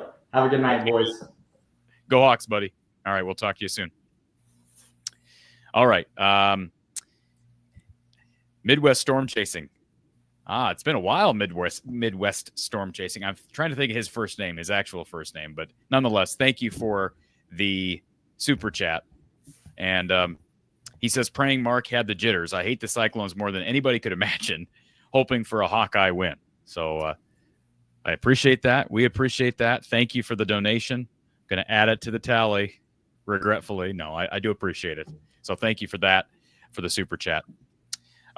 Folks, I'm doing this as we speak. Just a quick plug.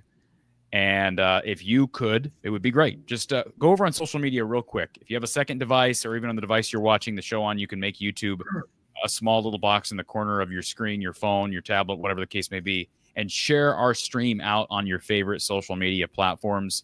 Get it out in front of as many people as possible so that they know we're still live here at 10:15, talking about the Hawks, talking about Cyhawk, and we're going to continue to do this all year long. So thank you to everybody for sharing the show out on social media. All right, let's go to our next caller. We got Alex, who's been here forever too. Alex, thank you for being patient and for being loyal. And you made a good comment. What was the comment you said on Twitter? See, I always try to shout out good comments. You made a comment on Twitter during the game, and I know your Twitter handle, so I know when it's you. What was it? Oh, the camera crew. I tweeted out, I said, what is this Fox camera crew doing? And you said, been like this all game. Thank you. I've never seen a camera crew fall for as many fakes they did. And then there was the play, was it start the third quarter or start of the fourth quarter, where it's like the camera crew, the camera guy must have went to get a hot dog because they literally had the whole field on the screen as the kickoff's happening, and you can't see anything that's happening with the return. It was on the muffed return. It was a weird day for Fox. I don't know if they were kind of in hangover mode from the offseason, but we made it through, I guess. Alex, welcome to the show. Good to be back, gentlemen. How is everyone doing this evening? I feel better now that Coach Patterson's here. He's calmed us all down. It's just what he does. It's just therapy sessions. We're 1-0. 27-point win, and we need therapy from DP, but that's why he's here. So do you want me to go? So I always take notes and everything, positives and negatives. Do you want to go positives or negatives first?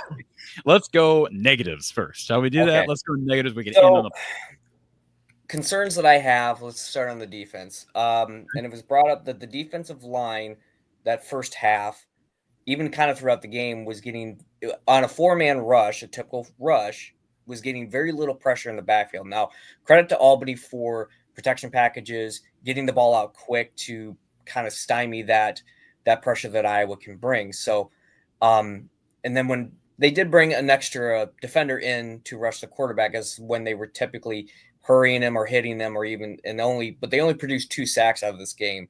So against the competition level, I would expect to see a lot more out of that veteran defensive line. I thought the linebackers played pretty good. I thought maybe they lost QB contain a little bit. That QB ran wide open a few times, but I think they made some good adjustments.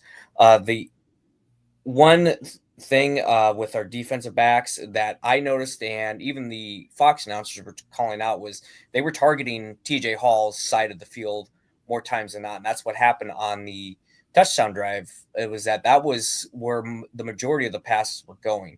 And Matt Campbell and that offensive coordinator is going to look at that and go, there is the biggest weakness. And granted, they don't have Higgins or Knoll on their team, but they still have a lot of good wide receivers.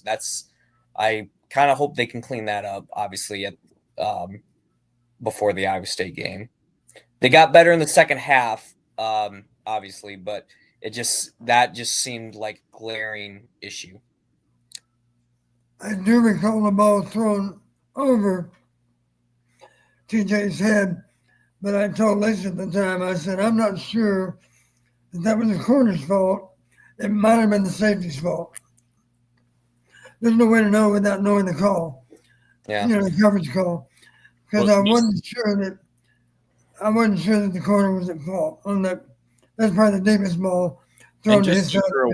And I know who it is in the chat, but it doesn't matter. I'm not going to name the person by name. It doesn't need to give them that level of attention. But I heard somebody during the game on social media respond to a comment of mine saying, I know Coach Patterson loves TJ's dad, but when is Don going to admit TJ Hall sucks? And I'm like, Don, first of all, I'm not saying he's our best corner. That would be our coaches saying that. Yeah, you've never been on here. I don't know that I've ever heard you heap any praise on TJ. You evaluate him like any other player on the field. I mean, I've never, ever heard you say, I don't even know the last time I've heard you say something positive about TJ. I mean, I think he's a good young man. I mean, I think you and I both agree he comes from a good family. He's a good kid, but we admit he's had plenty of downs, but it's the coaching staff. It's Phil right now saying he's their best option at corner. Yeah. They're the experts. They study every bit of film to include every practice day. And they're the ones that are stating he's making good improvement. He's a pretty darn solid corner now. That's what they've said, and I don't think they're lying about it. So now switching to the offensive side, obviously we're beating a dead horse, Mark's passing game. And it was more so the turf throws and the overthrows that was more concerning to me. I mean, if wide receivers were dropping the ball, that's one thing. But that wide open pass to Sam Phillips that was just 10 yards ahead of him, I kind of had flashbacks to Cade turfing balls to his wide receivers 2 years ago. But it's like, as Iowa fans, we have PTSD from just terrible offenses, and now we're saying, hey, we got this guy, even granted he came from the FCS level, but super successful, won essentially the Heisman of the FCS in 2023, and now he's turfing balls and like vastly over, like I almost want to go, is he gripping the laces? Is he pulling a Cade, not grabbing the laces? Because that one ball he threw to or tried to get to Terrell Washington was completely overthrown and just looked like it just slipped out of his hand. Yeah. And the whole jitters thing I get playing in this type of environment, part of me, like, I understand it, but at the same time, he has played quarterback, again, FCS level. at a high level. He's won 2 national championships, so he's been on the big stage before. This should not have been anything new to him. Maybe the first series or two, he kind of gets his feet under him, and then we're coasting. But it just didn't seem like he didn't get his feet set. He was getting happy feet. He was, the pass protection was really good. He was running out of the pocket, and I watched a little bit of David Eicholtz and Elliot Clout, I think is how you say names, from 24/7. They were up in the press box, and they specifically pointed out Sam Phillips. He was getting wide open a lot, but Markanowski was looking off him too quickly and then ended up scrambling to overthrow another wide receiver. So from what I'm hearing specifically with Sam Phillips is that the wide receivers were getting separation, but he was just missing him looking down the field. So is that Don? You were there too. I mean, is that true? Were there receivers open that you noticed? I mean, I don't know. The press box is a better view, I guess, but I mean, you would still be able to get a decent indication from where you were sitting. Well, my eyes were mostly in the backfield, and like I've said before, looking from the stands, I'm not used to sitting there that much, I guess, but it's hard for me to watch the quarterback and know what's going on down the field too. At the same time, I feel better doing it from the end zone. You'd at least be looking over the quarterback's shoulder to some degree, but it's hard from the side to be able to know what he saw. In practice every day, you're looking over his shoulder, so you have a good idea of whether or not he came off a receiver too quick or not, or whether or not he followed the progression that he was supposed to follow. We don't know the answer to those things, but I guarantee you the coaches will, because they'll go over every inch of the video, and then they'll be able to ascertain, here are specific cases, Mark, when you came off a receiver too early. There are other cases in which you were simply covered, and you should have actually pulled the ball down sooner than you did. Of course, he ran the ball a few times simply because he couldn't find anyone. He threw the ball away a time or two also, of course, when he didn't find anybody. So I don't know. I'm going to go back and look at the video because I'm not sure. From watching it from the sidelines, it's hard for me to know exactly where the fault lies from one play to the next. Yeah, and with all due respect to any of the media people that are up in the press box, I would have a hard time putting a ton of confidence in anybody in the press box. That's why, I mean, coaches are going back and studying film because you can only watch a certain number of things, right, Don? I mean, you've been there as an offensive coordinator who called plays. From the press box. There's never been a coach that didn't see it the wrong way. Yeah. In other words, you might make a correction to a quarterback in the course of the game, and then when you go back and look at the video, you're thinking, I was wrong. I thought I knew what actually unfolded on that play, but I actually was a little bit wrong with my thinking. And you can only ascertain that when you look at 2 angles of every play. Yeah. Then I do think it's sad that your field goal kicker has more yards than your passing game. Well, we're used to that we're used to the punter having more punt yards than the offense as a whole. We're just not used to Yeah. No, hold on a second, real quick. The field goal kicker at Iowa has had more yards than the quarterback many a time over the past 5 years. Come on. Are you serious right now? This was the first time that it was. I think I remember. First time you noticed it because we only saw Reese Dakin 2 or 3 times, and he played well too. He played well. Reese, the punter. Yeah, the punter. Yeah, I think we saw him twice. Yeah, and then the one play, the one series where Gronowski actually ran it in for the touchdown. He ran for I think 8 yards. That last play, he actually ran for a significant amount of yardage. You watched him when he got up, like he was wincing, like he was in pain. Now, I don't know if coaches will see that, and maybe Kurt's going to be a little less, or maybe a little more hesitant in running him, because that's something I saw during that series was that when he was running the ball, specifically that last time, he did look like he got hit hard enough to where it caused a little bit of pain. So maybe, and then going on to the positives, I think everyone's brought this up. Is Xavier Williams looked really good. I think I saw someone post that was the first time a freshman has rushed over 100 yards since Sean Green. Sam Phillips, I think we have another good returner. So if we want to, if we have Weegan and Phillips back there, I think we both have two really explosive return people. And then, I think our offensive line, and I know our offensive line played really well, specifically in the run game. That was nice to see, to get that nice push, and the pass protection again was there. I think Gronowski just got a little too much happy feet.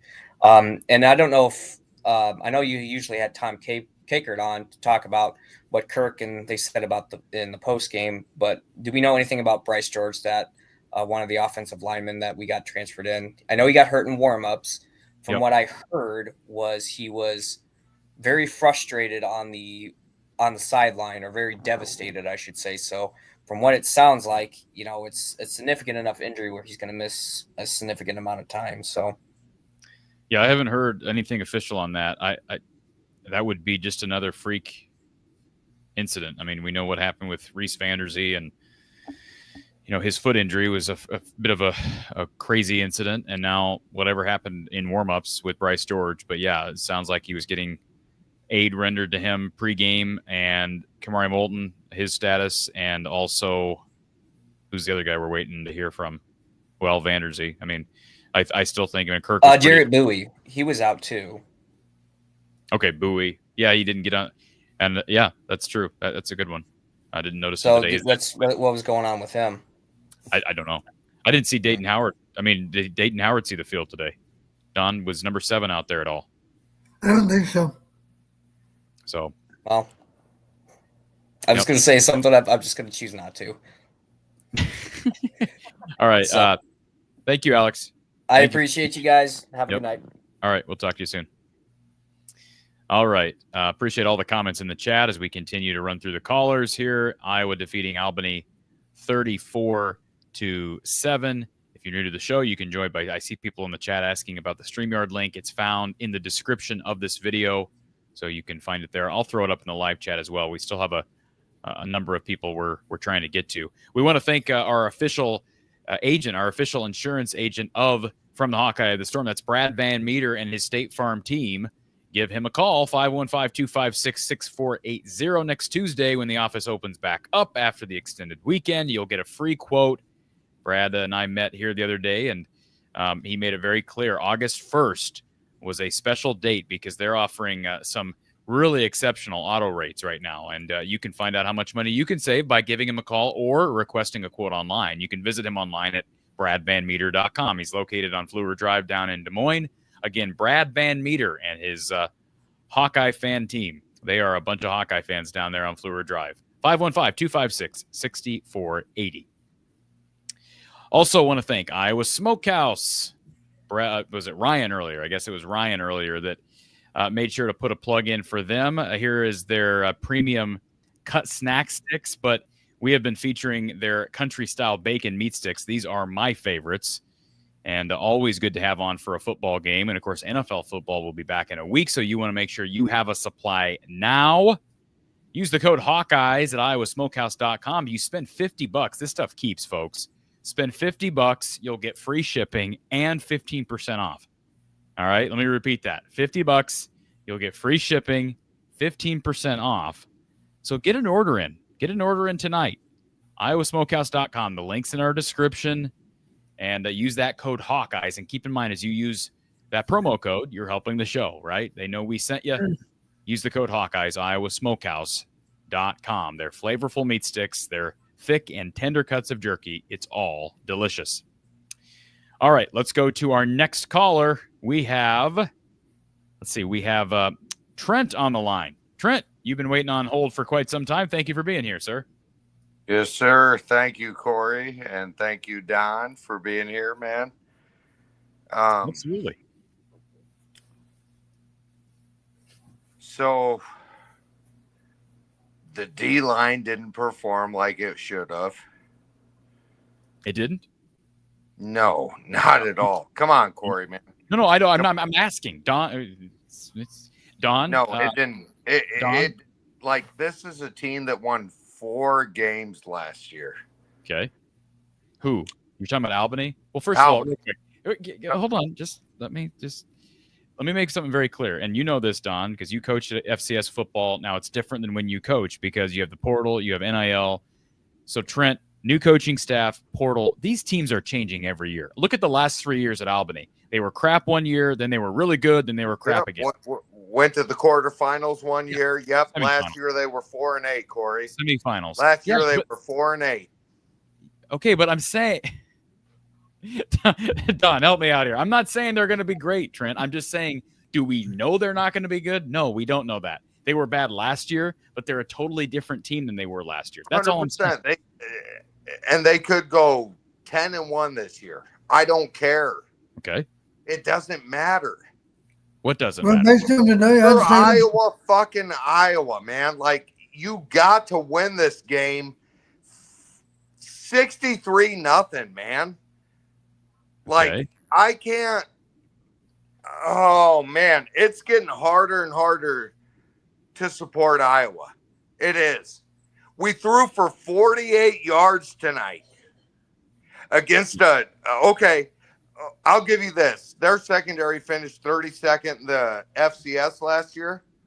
Uh-huh. But come on, man. Like, we can't do this, man. Year after year. Yeah. I mean, so let's address the comment because let's just try to be orderly here. Don, did the D-line underperform like Trent is claiming it did, in your opinion, having watched it live in person? Well, the way I looked at it, I was impressed with number 3 because I thought that guy extended a lot of plays. He's pretty darn good. He ran around and bought time and he made some nice throws and he competed well. I was impressed with him. I was going to say it wouldn't shock me at all based on what I saw today. I think Albany does have a winning season. I don't know why they couldn't. 2 years ago, they were playing the semifinals, and they showed up pretty well today. They played better than what I thought they could play. So how does that? Is it to their credit or is it to our blame? Right. There's a little bit of both that. Yeah. And I will say this, Trent, and let me just give you some kudos because you're right about this.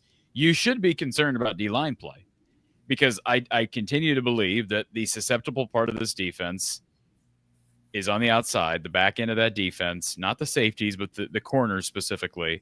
And that defensive line can help those corners out a lot. So if they're not able to get an above average rush at the quarterback consistently this year, I think they could have problems, especially against teams that can air it out, like an Iowa State next week.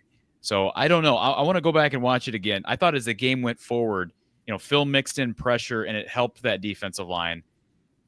But I don't know. It's just hard. Don, it's hard when you haven't watched a lot of football in a while. That's how it's like hard for me to evaluate a unit fairly, especially like D-line pressure. It didn't feel like they got a lot of pressure, especially early, but as the game went on, they started to make things a little bit more difficult. But I agree with you. Number 3 was good. I mean, he's better than I expected him to be. Yeah. All right, Trent, what was your second thing you brought up besides the D-line? Well, and then you only throw for 48 yards. 48 yards, yeah. No, I'm get it. I'm going to tell you guys right now, Iowa State is going to beat the brakes off of us next week if we do not throw. Like, you can't, man. I get it. We've watched Iowa do this shit for so long, and win 10 games without throwing for any yards. But eventually, especially in this day and age, you have to be able to pass the ball, man. Like, dude, I got a bloody knuckle because I punched my fucking door tonight. Like, well, I'm telling you, like, this cannot continue. Well, it can't. Let's keep it clean. I mean, first of all, I don't punch things because then you're going to hurt yourself. But I understand the frustration. I would urge you, Trent, to just give it one more week because you're going to have all your questions. I think you're going to have a lot of your questions answered I mean, either they're going to perform against Iowa State a lot better than they did today, or they're going to lose badly. Don, if they don't play better than they did early today, they will be done in that game, and maybe early, because Iowa State can hit some deep balls. They hit a deep ball first play from scrimmage today against South Dakota. So I'm just saying, we're going to find out next week, Trent, what this defensive line's all about, what Mark Gronowski's all about. If they're the same thing we saw early today through the air, then yes, they're going to lose and they're going to have problems all year.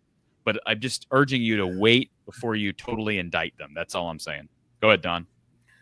Let me mention this, Corey. A lot of young coaches have asked me through the years of they simply solicited advice. Give me some good advice.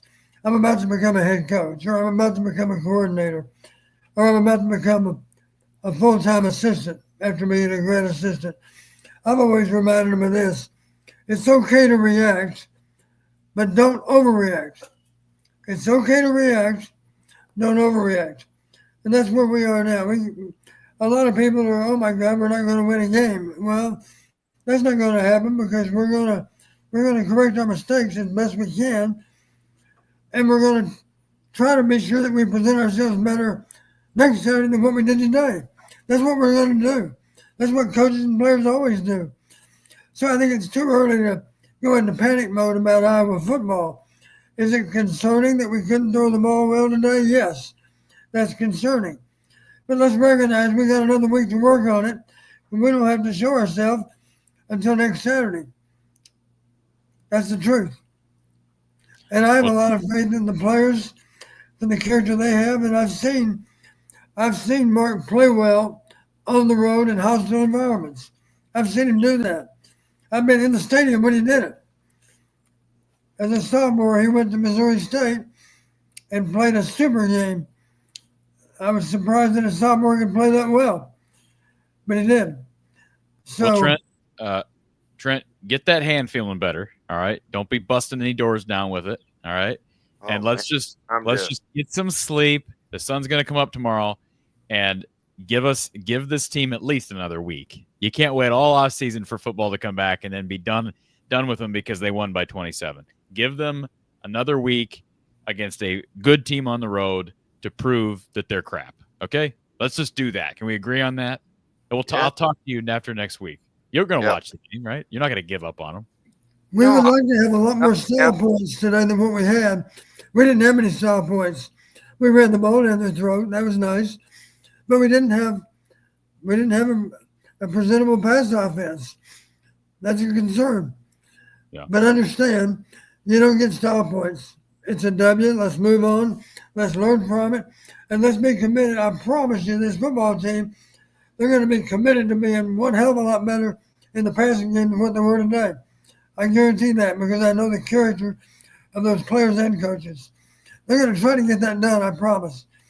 And Trent, that doesn't guarantee it, but don't count us out because I've seen teams be lousy one week and play lights out the next.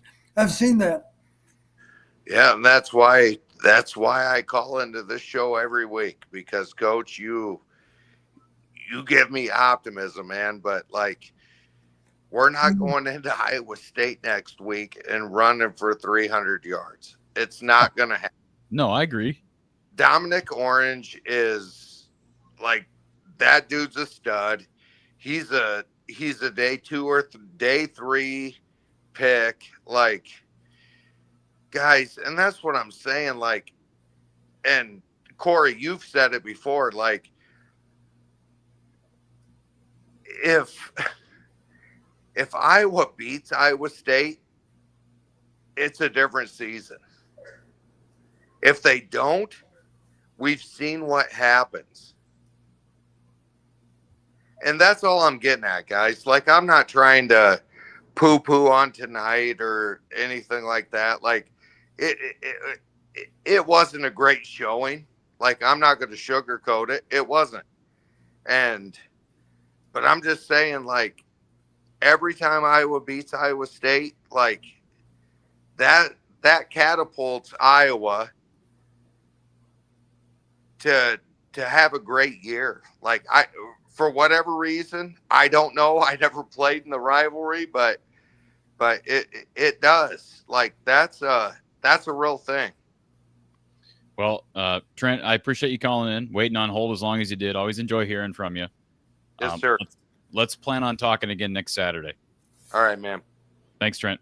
Appreciate the call. Emotions running high. I get it, Don. I get it. I get the frustrations. I was frustrated in that first quarter. I was just sitting there like, this isn't really happening, is it? But then it's like, man, I'm just trying to snap myself back into reality. Like this can't be the norm, and I still don't believe it is.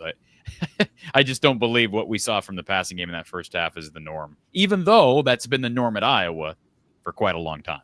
So, how about this? L Train's reviews. What's the spread on a referee getting knocked out at the ISU game? Man alive, Jacob Gill took that guy out. Don, I was afraid. I didn't know what had happened to that official, and I don't know if you caught that. I didn't see it in real time, so I was curious myself. It's very rare. That was the back judge, I believe. What you think of as a center fielder? He's the guy that's basically, behind all the players. Right. And typically, if he gets run into, then he didn't do his job very well. His mechanics are such, he needs to be deeper than anyone. Right. So I don't know how you got caught up. Yeah, and basically Jacob Gill just, I can't remember if he just reacted to something or if it was part of his route. He wasn't looking in the direction of the official and just leveled him. But honestly, when I saw him down, he was just on the floor. I mean, he was just on the ground, back to the ground. I thought, oh my goodness, this guy had a heart attack. I really did. I thought, I don't know what happened to him. I didn't see him go down. And so I was just happy to see that it was just a collision and he was just shaken up. So anyways, let's see. A bunch of people excited just to see you here. I missed some of these comments earlier, and I'm excited to have you back here, Don, for yet another year of the post game. And one Mr. Mark Rogers is also here. So thank you, Mark. Another great post game with Corey and Don. And we appreciate that, Mark. And of course, Mark and I are live every Tuesday now at 4 p.m. Central Time over at Iowa Football at the Voice of College Football. And we are simulcasting on that network once again this year. Okay, let's go to our next caller. Thank you for calling Iowa Postgame with Coach Don Patterson, our Iowa Smokehouse line. Who's on the call-in line today? This is Trent. How you doing? We got another Trent. I'm doing good, Trent. How are you? Good. I was on hold for like 45 minutes and I don't know what happened, but yeah. I think I was the caller that was on hold that long, but it was busy. But anyway, I wanted to chime in. Thank you, Coach Patterson. It's an honor always to talk to you and Corey. And I called last year and talked to you both, and it was just an honor. And I just want to chime in, and I want to get both your thoughts. And I guess I'm kind of like I've been watching Iowa football since I was a kid, and I'm not going to tell you how old I am, but it's I'm up there. But anyway, how do you see how this regime is going to change? The first half was a debacle and it was terrible. And I know we got a new quarterback and all that and nerves and all that. I get it. But how do we become a team in the future that can really compete for titles? And I feel like we can. I feel like the regime we have now is stale. And it's just the same. I don't know. I think it's the same plays. Even this Albany team, which honestly, to be honest with you, I didn't even know they had a college in Albany, but I learned that today. They knew what we were doing before we did it. Quarterback sneaks, the same lineups, everything, and it's just so. My thinking is this: if we want the same Music City Bowl every year and their bowl games and we win them or whatever, great. I don't accept that. I want more. I think this team can be more.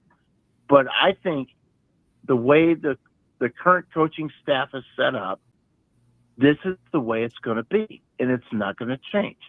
Well, how do you change it? You get a new staff in there that gets what the new NIL is and what the new college rules are, and you completely scrap the board and you rebuild. And then you get players. You look at Illinois right now. You look at them and what they're doing. And they were a scrap heap for like 20 years. And now they're, last year they had a hell of a year. Well, they have a different mindset. They have a different thinking. So am I wrong in this thinking, guys, on, do I think this is stale? Because you look at the basketball program, what we're doing this year. Beth fired Fran. We got this new coach in there. I'm excited for this team this year. I do think that's the change I think we need to just turn the page. I'm not saying I love Kirk. I love the staff. I love what they've done. But I think at this point it is just stale, and we need a change. Well, you have every right to your opinion. The naysayers will bring up how long Nebraska has been irrelevant since they moved on from a Bo Pelini's coaching staff that was winning, 8 to 9 games every year. Or they'll bring up the Luke Fickell experience at Wisconsin, a guy who's maybe going to get fired during the season this year. I think that's a possibility. I really do. It's crazy to think that, but I really think there's a possibility if they end up with 7 losses and we still got a month to go on the season, they could end up parting ways with him early. That would be what the naysayers bring up. Don, how would you respond to a fan that says what our caller just said, that he thinks things are stale? I mean, maybe it's not I know there's going to be some people who don't like the fact that you asked that question, Trent, because it's game 1, right? They're ready for the season. They don't want to talk about stuff that should have been talked about earlier in the off season. But I respect the question. Don, how would you respond to it? Well, a season is not a sprint, it's a marathon. So, excuse me, you can think of it, a season is a book.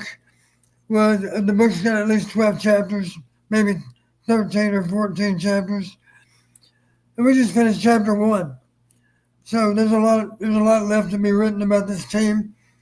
There's a lot left to be accomplished this year.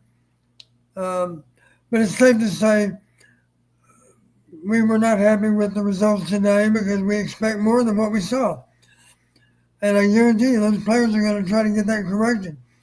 That's not a given that it'll happen, but that's just their mindset, I'll promise you. And it's hard to they're still only just, in so many cases, they're still teenagers. It's hard to get excited about playing in an FCS school, especially when they had a losing record. So they know that next week's assignment is a lot tougher than this week's. But they do have character on their side, and I promise you they're going to show up, they're going to represent better than a lot of Iowa fans think they can. But Trent, I'm assuming we don't know. But I certainly wouldn't want to bet against them. Trent, your comment is more broad in scale, right? It's not just about this one game. Oh yeah, absolutely. I get that. I understand it. What I would say, though, I don't get me wrong. I do think it's. I love Iowa. I love the University of Iowa. I love the Hawkeyes. My dad went there, and I'm from Davenport, Iowa originally, and I've been a Hawkeye fan my entire life. And I love the Hawkeyes. But I guess my perspective is just kind of from a over the long term. You know what I mean? I'm kind of like, this has been kind of, I want this team to go everywhere. I want them to compete for national titles because I know they can. I guess my opinion tonight is kind of like, are we doing kind of the same thing we've done forever? Or can we, maybe I'm on the outside looking in and saying maybe we can change something, and all of a sudden it and I might be wrong. I might be wrong in this perspective. I'm just saying maybe get a new look and see what that does, and that could go completely south. It could. I love Kirk. I love the Hawkeye football program, but it's just, to me, it's just the, is it all right? Here's my opinion on this: is 9 wins good enough? 8 wins good enough? Or do we want to compete for national titles? And that's the question I asked myself tonight, is like, do we want to go there? Do we want to get in the playoffs? Do we want to compete? How do we do that? Well, I don't think everybody, what we have now good enough? I don't think everybody would agree with you. And I certainly don't think Kirk would. I don't think everybody believes that this is a place where you can win national titles. So I'm not saying you're wrong. But why not? Well, you can ask them the question. I mean, we can have the debate another time, because I don't necessarily agree with them on that either. But I'm just saying it's easy to sit here and say, well, they're not going to win a national title with Kirk, so fire Kirk. Well, then the conversation comes, is this a place, like, what's the ceiling at Iowa? That's a debate we can have. And I think that's a fair debate. I don't think it's the right time for the debate, because it's year 2 of a new offensive coordinator and we just finished game 1. Let's just enjoy the moment. Sure. But I also understand your perspective. Sure. I understand your perspective totally. But just, you know that not everybody agrees with that line of thinking. And I think it is fair to say that under Kirk Ferentz, will Iowa ever win a national championship? Probably not. I mean, the guy's closer to the end than he is the beginning of his tenure. So I agree. Probably won't happen. Could agree. They make a playoff? That's more reasonable. I mean, Kurt Cignetti just made a playoff in year 1 with Indiana. So that's more reasonable. That should be a goal. That should be a goal. One of my biggest pet peeves is I don't hear Kirk talk about the playoff enough. And everything's about one game at a time. And I get that. But the goal is to win and get to the playoff. And, people ask the players, Don, and that's bred into them once they get to campus. What are your goals for the season? Well, we want to win every game. That's a good response, but I would drive some energy into the fan base at times if you said things about the playoff and about wanting to win a conference title. I think the playoff is more reasonable than a conference title without question now. It's going to be a lot easier to make the playoff than it is to win a Big Ten championship. So anyways, Trent, sure. I appreciate your perspective wholeheartedly, and let's see what happens next week. And but I get your perspective. Well, thanks, Corey, and thanks, Coach Patterson, and go Hawks. Go Hawks, Trent. Thank you, sir. Yeah, I'm not trying to cut the call short. It's sort of an uncomfortable time for me to even address that, Don. Like, I just don't, it feels awkward for me to even address that. It doesn't feel like the right time. Like, we've been waiting for football to start for so long, and it just started, and now we're talking, I don't know. That's just my opinion. So, Don, Well, we're simply overreacting to the moment. Yeah. Okay. Scott says, thank you for the super chat, Scott. I'm happy for the win by all means. I am worried about next week. So that's fair. Keep up the great work, Corey and Don. Go Hawks. Thank you, Scott, for the super chat. And you have reason to be concerned about next week. I don't know about scared. You said worried, I guess. No, I think that's fair. I think it's fair to be concerned, worried, whatever. So, and then Midwest Storm Chasing, how much do you guys think the lack of passing was not showing your hand to Iowa State? I don't think that's much, Don. I think there's other factors, but I don't think Iowa was like, maybe there was some vanilla, and they weren't throwing exotics at Albany, Don, but there were also just missed throws by Mark Gronowski early that he wasn't deliberately missing to fool Iowa State. You know what I'm saying? Like, how would you answer that question? Well, I do think we had a goal of not really showing much at all in the way of new offense. Win the game and run as few different plays as possible.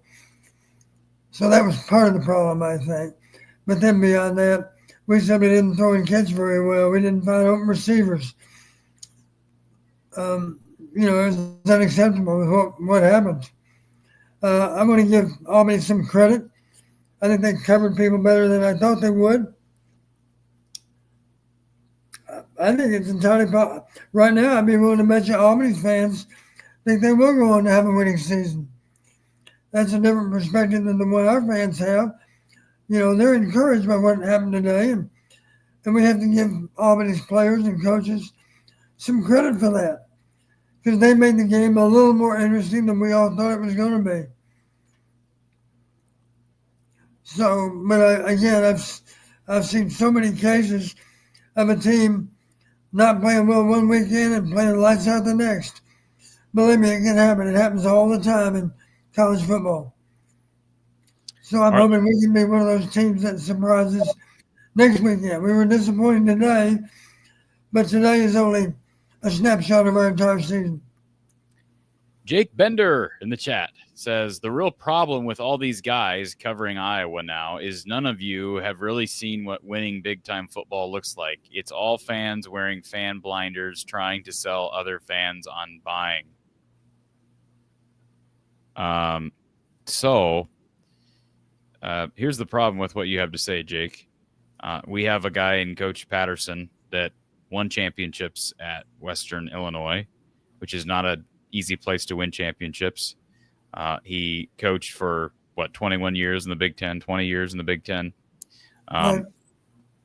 So Don is a fan of Iowa because he feels a great debt of gratitude to the fan base and the program as a whole. But don't confuse me with Don. All right. Please don't confuse Don with me. So I'll say that. That's why we have you here, Don, because if this show were all about me giving my takes, then who cares what I have to say? I say that all the time. Who cares? Who cares what I have to say? So, Don, I mentioned this earlier, but I wanted to just run through a couple of notes that I had down the stretch. So Iowa kind of changed the approach offensively after the struggles early. Second quarter, you have the Xavier Williams touchdown. Then you have the nice little throw to Caden Weegan in the end zone. Touchdown throw for Mark Gronowski, his first as a Hawkeye. Third quarter, Iowa went into halftime 17-7 up. Third quarter, they start bringing more pressure, more blitz packages from Phil Parker. I felt like Mark Gronowski was checking down a lot. But like we said, it's hard to tell in the moment how many of those plays were their open guys down the field, and he's just not seeing them or not comfortable throwing versus, hey, I have to check down. I didn't think pass pro was bad. I saw somebody earlier that said it wasn't good. I didn't think pass protection was bad. Don, did you? Left tackle broke down a couple of times, but that's the They had one sack. How many pressures did they have? I'm not sure officially. I can check, but yeah, I know they only had one sack. And then the other note I had here, TJ Hall, did he get pulled at one point, or was he just kind of rotating in and out? It was hard to tell. To my knowledge, never got pulled. Okay, Jalen Watson did log quite a few snaps as well today, which we kind of expected. But it looked like Deshaun Lee and all three of those guys held their own down the stretch. I would say that. Had a couple of hiccups early, but held their own down the stretch. Didn't get home as much on the quarterback down the stretch either. You had the tipped punt from Preston Reese. I believe it was Preston Reese that had that tipped punt, Don. And, then I had Gronowski goes down with cramps, which, Don, that one's an odd one, too. I mean, we can address that in a little bit if you want to, but just him going down twice and then having to leave the game with cramps is kind of odd to me. But yeah. Well, it was a pretty nice day, really, considering September. I don't know. Lisa in the chat, really, really positive, says she hopes people are feeling positive after the win, not overreacting. Both lines played well. We have an absolute stable of running backs, lots to build on. Positive Ms. Lisa in the chat. So thank you, Lisa. Always good to see you here. And Don, the cramps thing. Explain I'm going that. to mention for they only had one sack and one pressure. Officially, that's all they had. So I think pass protection was not a glaring weakness today. I think we had more difficulty getting receivers open, and if we did get them open, did we see them? Did we find them? That was a bigger issue than pass pro. D. Rollifson says that Mark Gronowski after the game said that it was only cramps and the Albany defense was really protecting deep balls and that he needs to take a breath before every play. Mark said he needed to take a breath before every play? That's what Mark said. Oh. Yep. So. Well, like you've heard me say already, he's a very conscious young man. There's a lot of, in a way, there's more pressure trying to play 70,000 in the stadium than there is being on the road and having to only have 2,000 people there yelling for you, and the others all yelling against you. In a way, it's easier to perform on the road when you don't have to play so many people that are right there in the stadium. Okay, let's go to our next caller. We've got Todd here, who's been waiting online forever. Todd, welcome to the show, our Iowa Smokehouse line. Hey, Corey, can you hear me? We got you loud and clear. Thank you for hanging tight. Awesome. Thank you. Just want to say, hey, Corey, hey, Coach. It's my first-time caller, so slightly, just a little nervous. But I do, first, Corey, want to say thank you for the show and everything you do. I don't think you get thanked enough. And as for Coach, thank you for your time and your wisdom, giving us all of us plebeians some knowledge about football that I think we otherwise wouldn't understand. You're very welcome. Very much appreciated the kindness. Of course. And obviously being on hold for so long, a number of your questions get answered as you kind of go along. But, just a few thoughts. I thought the running back play, it was as good as advertised. 7 yards per carry in the first half. And then ending the game, I think it was 5.8. I just rounded it up to 6 in the second. So looks great. Run blocking looked great. Mark felt unprepared and shaky, which I kind of felt was a little disappointing because of how much experience he has as a quarterback. I honestly thought Albany's quarterback kind of looked like what Mark should have looked like, but that's just that's just my first impression watching the game. So I guess my first question kind of is the play calling felt very vanilla. I didn't really see a lot of movement or gadget plays. I just kind of wanted to hear what Coach had to say on that, and I felt it was really odd that we passed as much as we did at the beginning of the game because we're a run first offense. Well, Corey mentioned it's entirely possible you can use the running game to set up the pass, but you can also use the passing game to set up the run. You might argue today if we made a mistake in terms of play calling, maybe it would have been helpful if we would have had a bigger mix of run early in the game, and maybe that would have given us a chance to throw more effectively and to pick our spots as the game played out. We certainly threw a lot more in the first half than we did the second.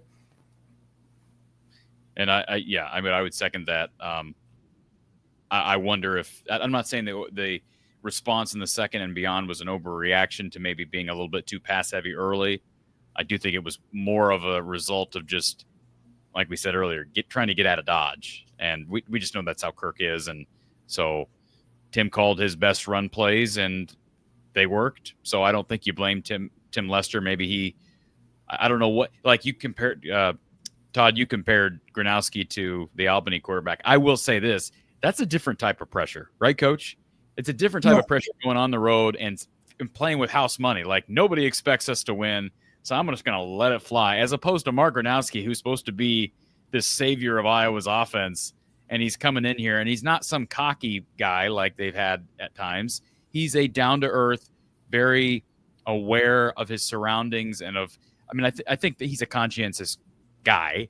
So I do think it's a different type of pressure. So I'm not saying you're comparing like that one guy's Albany's quarterback is mentally stronger than Mark, but I just think it's a different type of pressure. So next week it may be a different effect. Because, this is, like I say, Iowa State's going to be favored in this game. People are going to be expecting them to win. It'll be on the road. I expect Mark to play well next week. How well, we'll see. But I expect him to play well next week because I think the pressure that must have gotten to him today, some of that will be, just a lot of it will be behind him. One reason being that he's away from home and that there'll be an underdog. I think there'll be a considerable underdog. Right. Yeah, no, that's actually that's a pretty good point. That's fair. There were some points in the game where I felt like Albany's got nothing to lose. They might as well just go for it. I think maybe we should just give Albany their flowers. I think they just kind of played better than what we had thought they were going to. And maybe was it an advantage for them to not have any tape for us to study? Because like you said, Corey, this was an entirely new team. True. Yeah. And it was brought up earlier. I don't know how much you agree with this, Don, in the chat, but it is fair to say that now Iowa State has less tape to look at of Iowa's, and Iowa State has less tape to look at of Iowa's. Iowa has more tape to look at for Iowa State. So, I mean, it's a give and take there, right? I mean, there's advantages to each. There was something else I wanted to add in response to what Todd was saying, but Don, anything else to add to what he's bringing up? No, I think we've addressed really just about every aspect of it, but it's a different kind of pressure to play at home in front of a lot of people. It is, especially if it's your first game in front of your new fans, as it was today for Mark. In so many ways, it's easier to go on the road and play because you've only got a couple of thousand people there that are pulling for you, and the other masses are all cheering against you. And in a crazy sort of way, it's kind of liberating to go into that situation because you feel like you're playing with house money in a way. I know what it was. Todd was bringing up gadget plays. Iowa doesn't run a lot of gadget plays anyways. And I do think there's an aspect of, if you want to call that being vanilla, why show those gadget plays? First of all, the gadget plays have to be scouted, and they have to be in the right, against the right team at the right time. Right, Don? You can't, I mean, some gadget plays they're not made for, this play may be good for this opponent. This play may be good for this opponent. And the other thing is, Albany, we saw them run a flea flicker today, and Iowa covered it well. And I believe there was a penalty on that play anyways. But also, what was going on with Jennings Dunker running down the field like a receiver and being called for an ineligible man down the field? I don't know what he was doing. It's like he was going out to catch a pass. Did you see that? The Iowa's right tackle, Don? I didn't even realize it was Jennings. Straight down the field like he was going to catch a ball. I'm like, what are you doing? I don't know. He must have gotten the wrong play call or something. But anyways. Was it a case of us being delayed in throwing the ball, I guess? That's how you got downfield? No, it was I believe it was a completion to KJ Parker that got called back. And I didn't think it took a long time to develop. He just got up from his stance and just took off straight. It looked like I swear he looked like Forrest Gump. I mean, he just beelined it. It was just amazing. So anyways, I think we'll see it. I mean, I've said this before and I've been wrong, but Todd, this is the first year with Tim Lester going to Ames. I think they'll have something in the bag because they finally have a quarterback to execute it. They have receivers that they're confident in. I don't think they're going to just lose confidence in the passing game after what we saw today. So if they have some plays lined up to work against that Iowa State defense, we'll see them. Yeah, I'm glad you had brought up that gadget comment again. The game that I always like to go back to, especially for like highlights, is the Washington game. And I think Lester has kind of been on the record saying that was his best called game because I thought we had a number of terrific plays, and majority of them were just run plays, especially that first drive, if I'm not mistaken, where I think there was one, maybe two passes. Everything else was just really, really good looking run plays that I think Lester still has in his pocket for later. And that's why I felt like today felt a lot more vanilla, a lot of, just run up the middle, a couple of pitches. Nothing seemed too crazy or exotic, quote unquote. Yeah, I would agree with that. And Todd, don't be a stranger to the show. Don't be nervous calling in. Always good to hear from people who have been listening, and it took some nerve to call in. So you're facing pressure. It's a different type of pressure that you're facing when you call in than Mark Gronowski in front of 70,000 fans. But I get the pressure. Don't feel pressured. We appreciate your support. Absolutely. Appreciate your time, guys, and go Hawks. Thanks, Todd. Go Hawks. Absolutely. Always good to start a new season and get some callers that maybe haven't been amped up enough to call in the past. So I appreciate that. So all right, let's go to our next Iowa Smokehouse caller. We have Doug. Got the Niall Kinnick jersey on and everything. How about that? Got the Good for non you. Kenny jersey on. I must be the only good gambler on your show that calls in because I took the 38.5 and I went under, and both things hit. So I don't know what people are like going crazy about. You really thought they were going to cover the spread and all I that. thought they were. I'm not a bet. I don't bet, but I thought they were going to cover the number. Yeah, I did. I think I just this was the exact score. I guess I put my money where my I put my mouth where my money is, or my money where my mouth is. I don't know, something like that. I'm pretty dumb, but I do win most of the time. But 60, whatever Trent was saying about 63 points, that'd be the most points Kirk's ever scored. Like, I doubt. I mean, I would 60. You're not. They He's not 60. They beat Illinois a few years ago, 63-0. So that has to be one of the few games where he's scored over 50. I mean, I don't remember think 70. I mean, I don't think an Iowa team. I don't think Iowa's ever scored 70 under Kirk. Yeah, we're saying Kirk, not Don.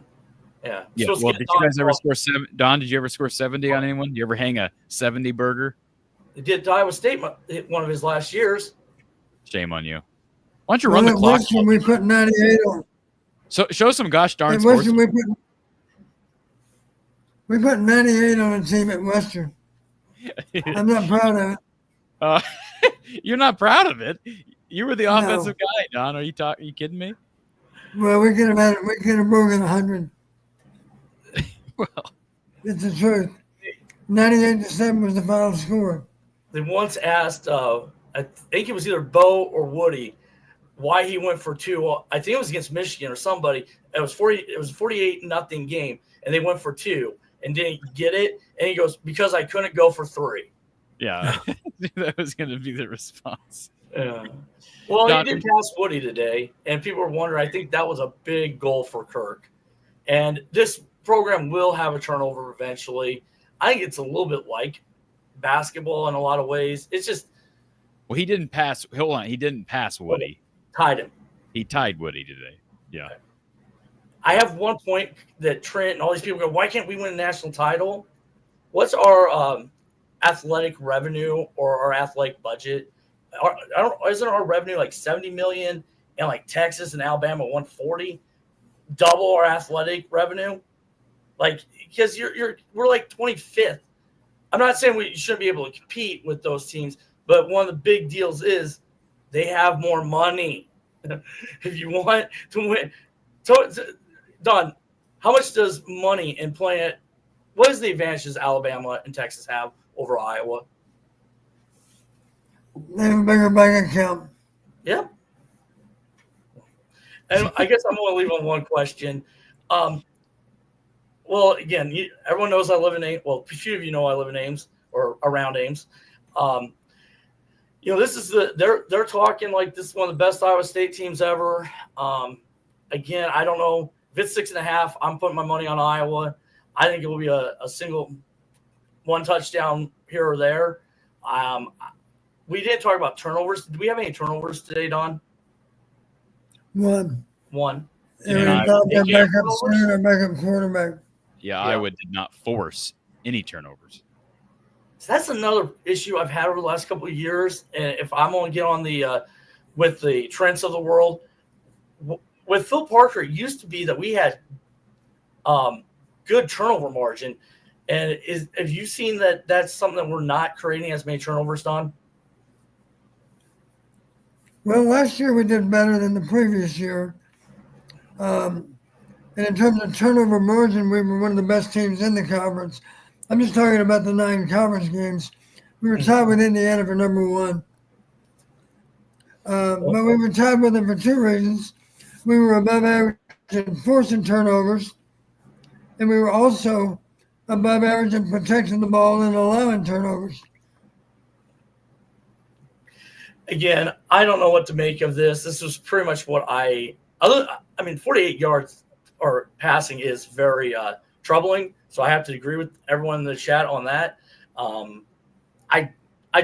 Iowa State, you never know what will happen. I know you'll do a preview later, probably Corey and Coach will be there. And I think Rocco Beck is a very overrated quarterback. I saw him not too long ago, and don't say something to names, but I realized I am a 40-year-old man. Is that what you said? You told him that in person? No, I was going to, but I remembered I'm a 40-year-old man that probably shouldn't be talking to 22-year-old guys that could whoop my ass. No, I leave the Cyclones alone. I want to. If I was, but where'd you run into him? Trent or somebody on my side. Or, where'd you run into him, Doug?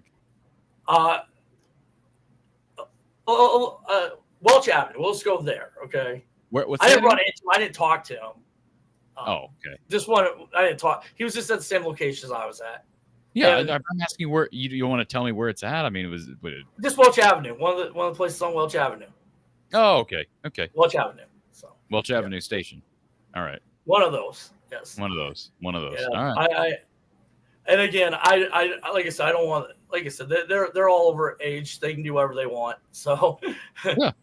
This might have been a couple months ago too. But anyway, like I said, I run into you every once in a while. So you have run into me. When I say hi to you, I'm like, should I say hi to Corey or not? But absolutely. But, Iowa State really believes they're good this year. I disagree with some of the people that believe that it makes or breaks our season. It doesn't affect our Big Ten standing at all. In 2002, we went on to win the Big Ten title after losing to them, but they're pretty good this year. And I don't like saying that. Trust me, I hate saying that. I hate saying Iowa State's pretty good this year. But I had a question for you. Do you think Iowa State's better than Indiana? I know we play Indiana at home, but which game is tougher? Obviously, Iowa State game is away. Yes, so far. I mean, what did Indiana do today? I know what Indiana did because I was surprised a little bit. Now, I don't know much about Old Dominion, but the point spread, I'm sure, was greater than the outcome. Yeah. The final was 27-14. So you got a lot of Indiana fans that are wondering what the hell went wrong today, too. Northwestern's not on our schedule, right? Northwestern's not. God, it's too bad. Why can't we get all the crap teams? Why can't we get Purdue, Western? We always talk about the imbalances. Don, my last question is that overall Big Ten view. I don't know how much of the games or results you have seen, but do any of your opinions of Big Ten teams changed or our future opponents have changed since the beginning of the day? And thank you. Thank you, Doug. Appreciate the call. Well, I know one thing we don't have on our schedule, but maybe to me the biggest surprise in the Big Ten was Purdue 31, Ball State nothing. Now, Ball State is not the best in the MAC, but they're respectable in the MAC. I was impressed that Purdue could beat them like that. I'm sure the point spread was a lot less than 31. Purdue was probably just a slight favorite, maybe. I don't know where where was Ball State picked to finish in that league, because that's a pretty good program. It's a competitive program in most years. So I don't know what's going on, but teams do change more from one year to the next than what they used to. But we talked about Indiana already. How good is Old Dominion? I'm sure that point spread was a lot bigger than 13. Real quick, let me just say, Ball State was picked to finish 10th in the MAC. So that might that might explain it, Don. Not far above UMass, who's now in the MAC as well. Did you know UMass was in the MAC? I guess I didn't realize that. I didn't realize it either. Mark, our friend Mark Rogers, told me that the other day. I had no idea that he was in the MAC or that they were in the MAC. So, anyways, okay, folks.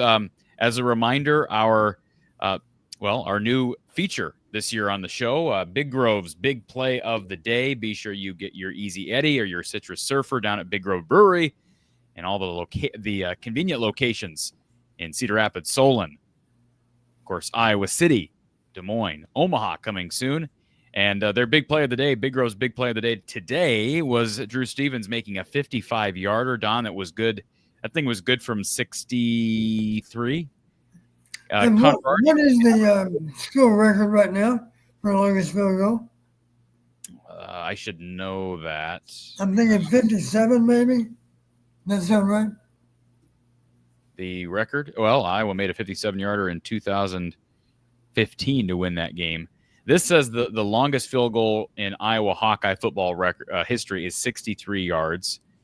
And you should know this, Don. You know who made that kick? No. Come on. This was one of your kickers. 63? I don't remember the kick.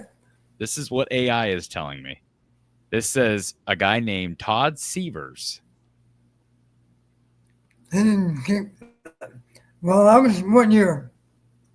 97? 1997? Am I going nuts? What is this just not accurate information? What? Todd Severs. Todd Severs. I don't remember the kick. Let me find the. Well, do you know who Todd Severs is? Well, I didn't know he kicked for Iowa. Maybe he did, but he was. Todd, whoever Todd Severs is, if you're out there, I'm sure you're a great guy, great kicker. But I'm trying to. Somebody validate this for me. This is what AI had to say. Yeah, I don't know. I can't. Well, that's one more reason not to trust AI. I guess I'm trying to figure out. Somebody's going to help us out here. Let's bring Kyle into the mix. Kyle, have you figured it out? Yeah, it's 63 yards, but it's by Nate Kading. It's the Tom Severs guy. Was his kick that he made was actually in a high school game, not in a college game. Well, who's Todd Severs? It says he played for Ankeny. That's all. I Googled the same thing you Googled, and it gave me the same results. But if you read the AI thing, it says that he did it in a high school game. Okay. Well, Big Grove's big play of the day was a 55-yarder today from Drew Stevens. Don, I had every confidence in the world that he was going to make that kick. I mean, It was almost at the very top of the upright too. By the way, like in person. It was I understand that Nate made one from 63 also. Yeah, Nate made one from 63. That's what this is saying. Nate made one from 63 at Iowa? Wow. That's what it says. Impressive. How about Conradi today for Iowa State, Don, making a 63-yarder? I couldn't believe that Matt Campbell. They should just have a kickoff for the Cyhawk. Wow. That kid's good. I didn't realize he had that kind of a leg, Don. I had no idea that Conradi had that kind of a leg. Well, maybe the wind's a little more pronounced over in Ames than it is in Iowa City. I don't believe so. Not in my experience. Jack Trice. I was in, by the way, just so I was in Jack Trice. I have photos to back it up. I was in Jack Trice pregame today. Don't ask me why. I was in Jack Trice pregame today, and I didn't notice any wind. And I stood over on the hillside. I didn't notice any wind. So I would be surprised if wind was a big factor. Now that was later in the game. Was that second quarter? I don't remember when that kick was for Conradi. But we had some storms that moved through, so maybe there was wind later in the afternoon. But I know when I was there pregame, there was very little to no wind. Yeah. So impressive stuff. Well, I'm still going to have our kicker than theirs. Yeah, I was going to say I'll still take Drew, but Iowa and Iowa State have a couple of good kickers. So, anyways, that's our Big Grove's big play of the day. So, Kyle, what you got for a coach? You were at the game just like Don was. Yes, I was. It's very interesting being there in person. I don't like to go to too many in person because I do like to see from my couch, but to get there a couple times a year, get to enjoy the environment and get to see a little bit of a different perspective was nice. We were way down row 7 by the Iowa bench, so I saw Kamari come out for the second half in a sling and saw Jared Bowie walking around undressed and all that kind of stuff. So yeah, it's an interesting way to watch and take it all in. First thing, and I don't know how much you've hit on special teams, but obviously the 55-yard kick was really impressive. Caden Weegan and Sam Phillips looked awesome. Sam had a really fun moment towards the end of the game. I don't know if you had walked out by that point, Don, or if you were still there, but looked like a minute. Yeah, I never do either. Sam had a really impressive punt return where he kind of chased the ball back to the 5-yard line and weaved in between 5 or 6 guys and ended up on the Hawkeye sideline. And once he got tackled around just past midfield, everybody kind of celebrated with him. I thought that was a really nice sort of welcome to Iowa moment for him. The tip punt was a really nice energy boost too, I felt. And really all around, from punting, kicking, returning, All around really impressive. So if there are any positives to take from today, I do think that special teams at some point in the season, with a close game that needs a play like that, could absolutely provide a big play where one was needed. So I have a couple thoughts on defense, Don, and I've got one real question for you and then maybe kind of a second question. I thought the defensive line was fine. I definitely don't think they played badly.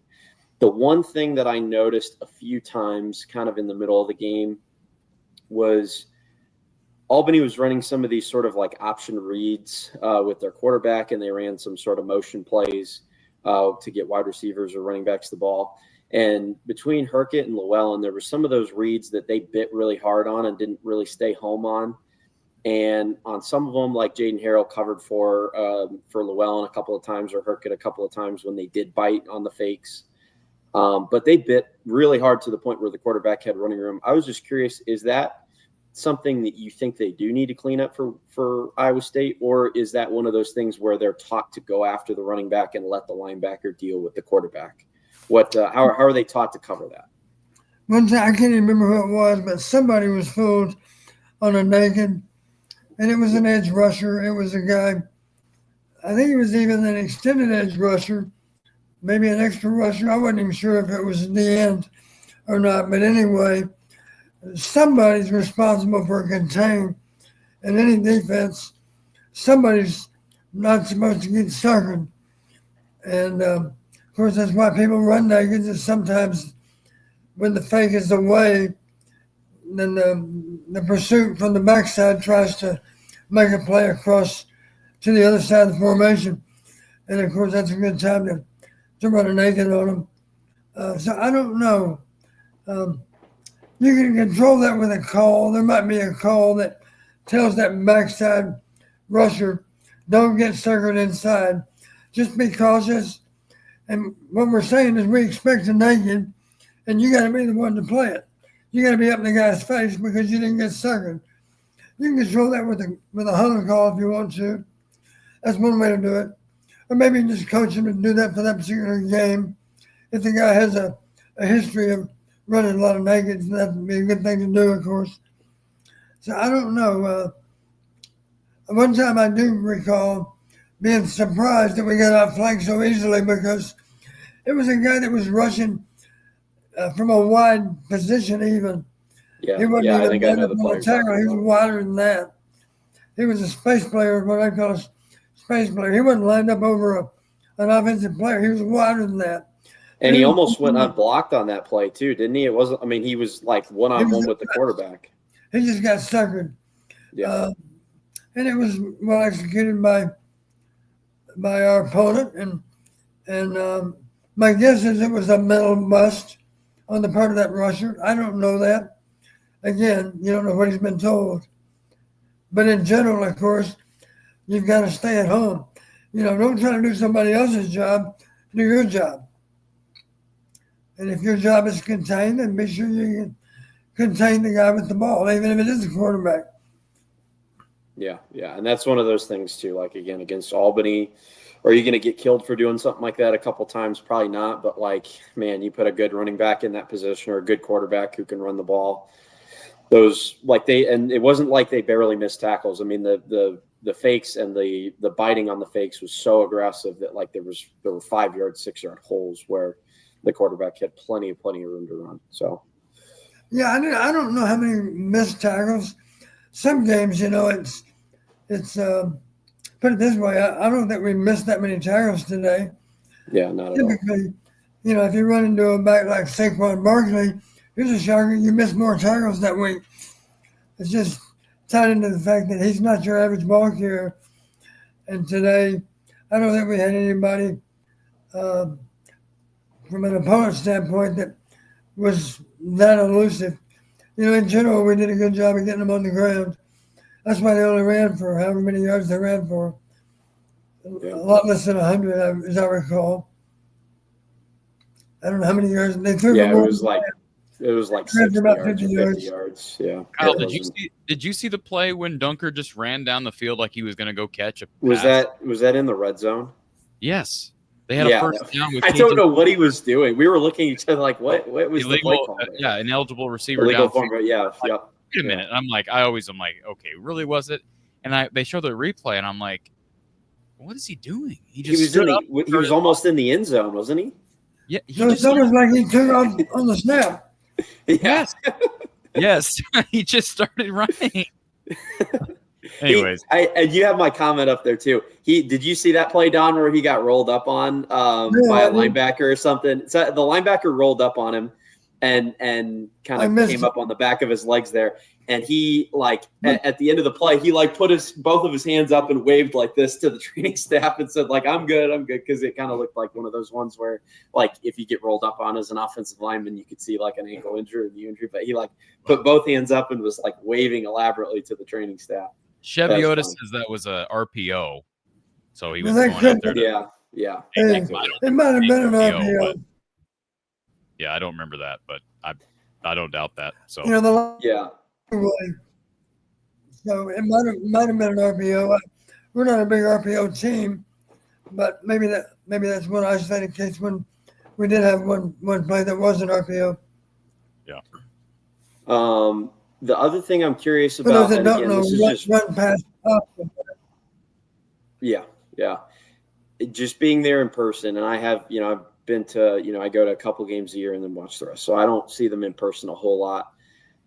Certainly not as much as you, Dom. But one thing that did stand out to me watching them today is the size at corner. Deshaun Lee is not a big guy. Deshaun Lee is maybe, I don't know what he's listed at, but he looked at, 5'9", 5'10" at most. And, TJ Hall, not quite as small, but he's not a big guy either. And I was kind of looking down, and I know Iowa State feeds the tight ends a ton, but their leading receivers today were 6'6", 6'7", 6'5", and 6'1". So I don't know. And again, maybe linebackers are covering all those tight ends, but is that something that concerns you with obviously the play of the player and being in the right spots and making tackles and all that stuff's important, but it really felt like those guys, I mean, if you put Deshaun Lee on a taller receiver in the red zone, I could see him really, really struggling with that. Is that something that you worry about a lot? I can't remember the name of the guy, but I do have notes from the game in Ireland, and I do recall it was the inside receiver that maybe simply what we would call a Vegas route. Inside receiver winning with a go move down the field. I can't remember the name of the guy, but he was reported to be their fastest receiver, and he was pretty tall. That's one of the guys you're talking about, I think. You know the names of the receivers? Tyler Moore is one of them.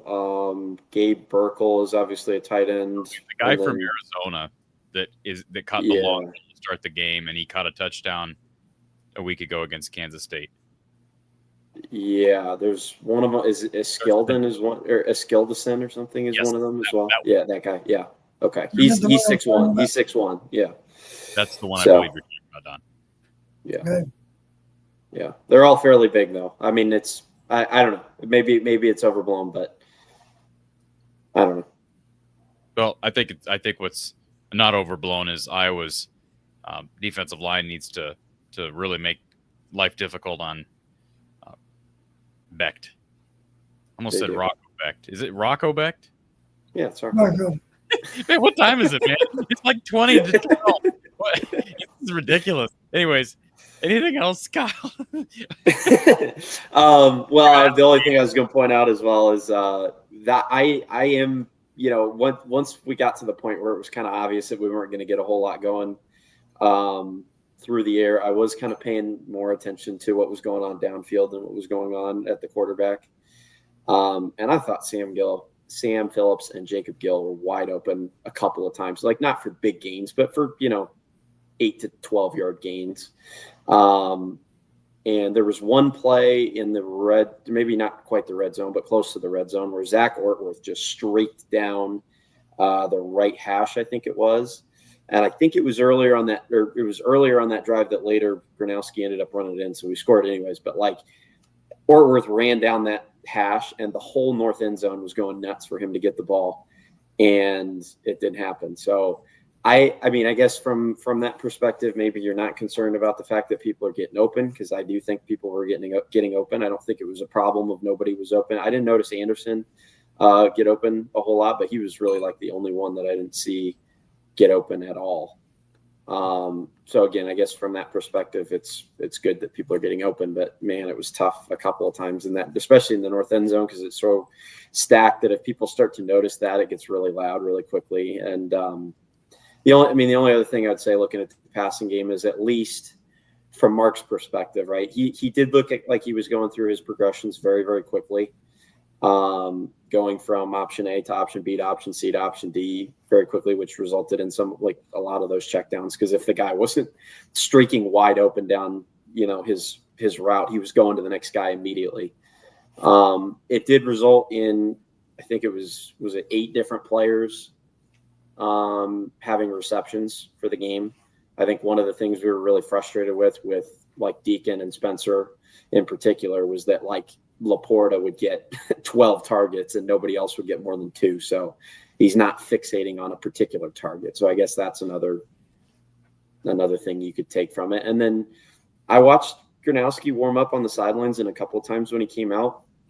And this is another thing I'd like your thoughts on, Don. Maybe he's throwing it more casually than Hank was on the sideline, but his ball did not have the zip on it that Hank's ball had. Like in warmups and in, when he came to the sideline after the cramps and he was kind of getting loose again, him and Hank were throwing side by side, and Hank was throwing the ball considerably faster. So I don't know, again, maybe he was throwing casually. Maybe I didn't see the right throws. I wouldn't get too much into that. Okay. I just base it more on what happens during the games. Now, if there's a ball that needed to be thrown with velocity and it's not, that's a cause for concern. Matter of fact, the one ball that Brown threw, it's a good thing he didn't throw it with velocity, because it wasn't very far from being picked. Remember that? Yeah. There was a defender that almost got his hands on that ball. He came out with good velocity, and he wasn't able to touch it even, but he was close. He fit it in a tight space, Don. Yeah, he did. I mean, a little too tight, but yeah. When you say that his fingertips were no more than a few inches away. Can we bring up, because I have a couple comments here, and then we'll get to our final caller. In fact, we just might as well keep you on for that, Kyle. But this question here, so a couple things. Steve wants to know, is there a fan base in America that's always satisfied, Don? Do you know of one? No, can't think of one. Asa says, do coaches purposely play down to their opponent if they know they'll win?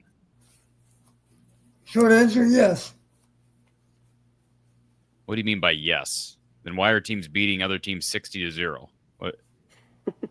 Well, if you have a weaker opponent, then your goal is to not give anybody else a scouting report. So you run the plays. You hope that when Iowa State looks at the game from today, they learn nothing from it. They're unable to confirm anything that happened last fall. They'd be hard-pressed to do it anyway, because we got a different guy taking snaps now. Yeah. But the bottom line, I don't think they have much of an idea about our pass offense versus them. Because I guarantee you it'll have a lot more wrinkles to it than the one that they did. James brings up all the people Mark Gronowski ran over today. And Paul, very little motion. I didn't really think about that. But that was interesting. I did notice that, yeah. What do you attribute that to, the fact that there was less pre-snap motion than last year in year one under Lester? A vanilla game plan. Okay. A vanilla game plan designed to not give Iowa State any more information than they already have. That's an example of maybe being more vanilla in a game like this. So this is a question for you, Don. So if you as a coaching staff are going to do this, right? So because in situations where offenses do struggle, or they don't call a lot of exotic plays, or they don't get certain players the ball, you see players get frustrated, all that kind of stuff. Would a coach inform the players before a game? Like, say, take this game, for example, you're playing Iowa State next week. would he inform the players that, hey, like, we're just not going to show certain things that we've done in camp because we just don't want to show them? Would he tell the players that to avoid that sort of frustration, maybe from expectation of, I'm, a wide receiver thinking, oh, I'm going to get the ball a bunch because I've been getting it a lot in camp and I've been told I'm going to be a big part of the game plan? Would Kirk say that to the player, or would he just kind of subtly change the game plan a little bit and not really address it to the team? Might not say it, but the players should know, even as the game unfolds. Well, what they don't know is how many plays are listed on that call sheet.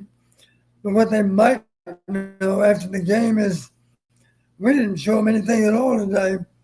The stuff we did today is stuff that we do versus 80% of the opponents we play against. So they didn't learn much at all from today. So you just want to, your mindset, of course, we're going to beat them with execution and we're going to beat them with superior talent. So we're not going to fool them. We're just going to out-execute them. And we're going to have better players doing it. And that alone is going to be good enough to get the win. I think you can say that about our running game today. I don't believe there were any real secrets about how we're running the ball. We simply did a good job of blocking them up and running the daylight and being physical on contact, and that's the way our backs ran today. They ran hard. You're muted, Corey. We lost you, Corey. I'm here.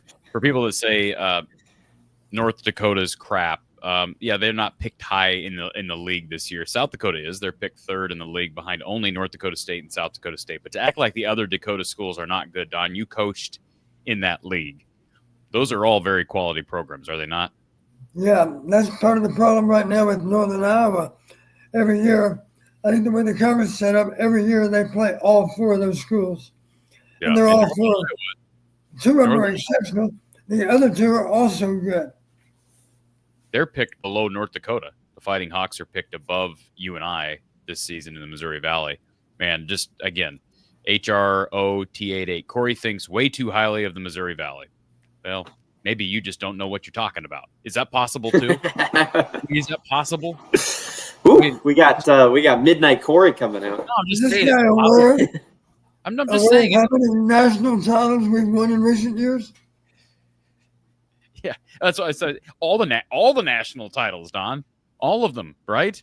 Haven't all of them. I just don't know how Iowa fans can say that after North Dakota beat. I mean, I know it's a while ago, but North Dakota State beat Iowa. Like North Dakota State beat Iowa in 2016. South Dakota State almost beat Mark Gronowski and South Dakota State almost beat Iowa in 2022. A couple of years ago. Iowa needed 2 field goal blocks to beat UNI in 2009. Narrowly won against UNI in 2014, and that was a UNI team that featured a guy who ended up having a long running back career in the league for the Arizona Cardinals. Like, that's good football there. And South Dakota and North Dakota are not their counterparts. They're not North Dakota State and South Dakota State, but they're quality programs. And I said it before. I mean, I'm not surprised Kansas State struggled today against North Dakota at all. I'm more surprised that Iowa State didn't struggle today. I am more surprised that Iowa State came out there and put a whooping on the Yotes. And by the way, sleek helmets. Helmet of the Year candidate from the Coyotes today. Did you see that? The script, it was a white helmet with just the script. It said Yotes on it, Don. That is sleek. And I'm not a guy who gets into the uniforms and helmets, but that is slick. All right. I'll be honest, I'd probably like the helmet better if it said Coyotes. No, it's just Yotes. Yotes. Why did you notice Iowa State's helmet don't say clones? Well, I think it'd be better. I think their helmets are mediocre. I think script-wise, I think the Cyclones' helmets are mediocre. I think Iowa State needs to return to the spinning bird, the spinning Cybird. I think that was their better logo. I know everybody likes script. I don't like the big I-State logo. I like the spinning bird. I missed that one. So, anyways, James, I'm not going to take the camera into my bathroom and shave on camera. I'm going to do it right here and have hair all over the. Barbara, I did get your donation, but we have not hit the goal yet. So we have not hit the goal yet. I'm just saying that, right? We haven't hit the goal yet. I'm tracking it right here. So But thank you for your donation. Yes, Barbara, I did get your donation. Can I give an idea, Corey? Sure. I think once we hit the goal, you shave, and then we set a weekly goal on stream each week, and as long as we hit it, you can't shave. How about that? See if we can go the rest of the season. We can't shave?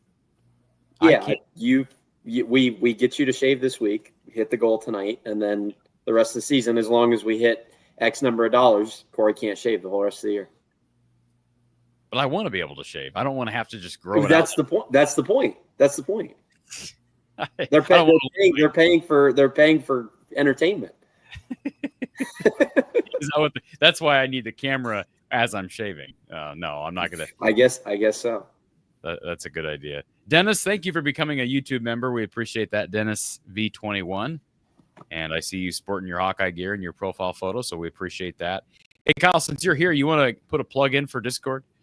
We plugged that earlier this week, but I think we got to do a better job of plugging it. We still got 330 people watching here, and it's almost midnight, so we're wrapping things up. So tell a little bit about the product and what people can expect for either $5 a month or $50 for an entire 12-month year, if you will. Yeah. So the Discord is set up to have a couple of things. So number one, we've got a public channel that me and Corey will be interacting with people in.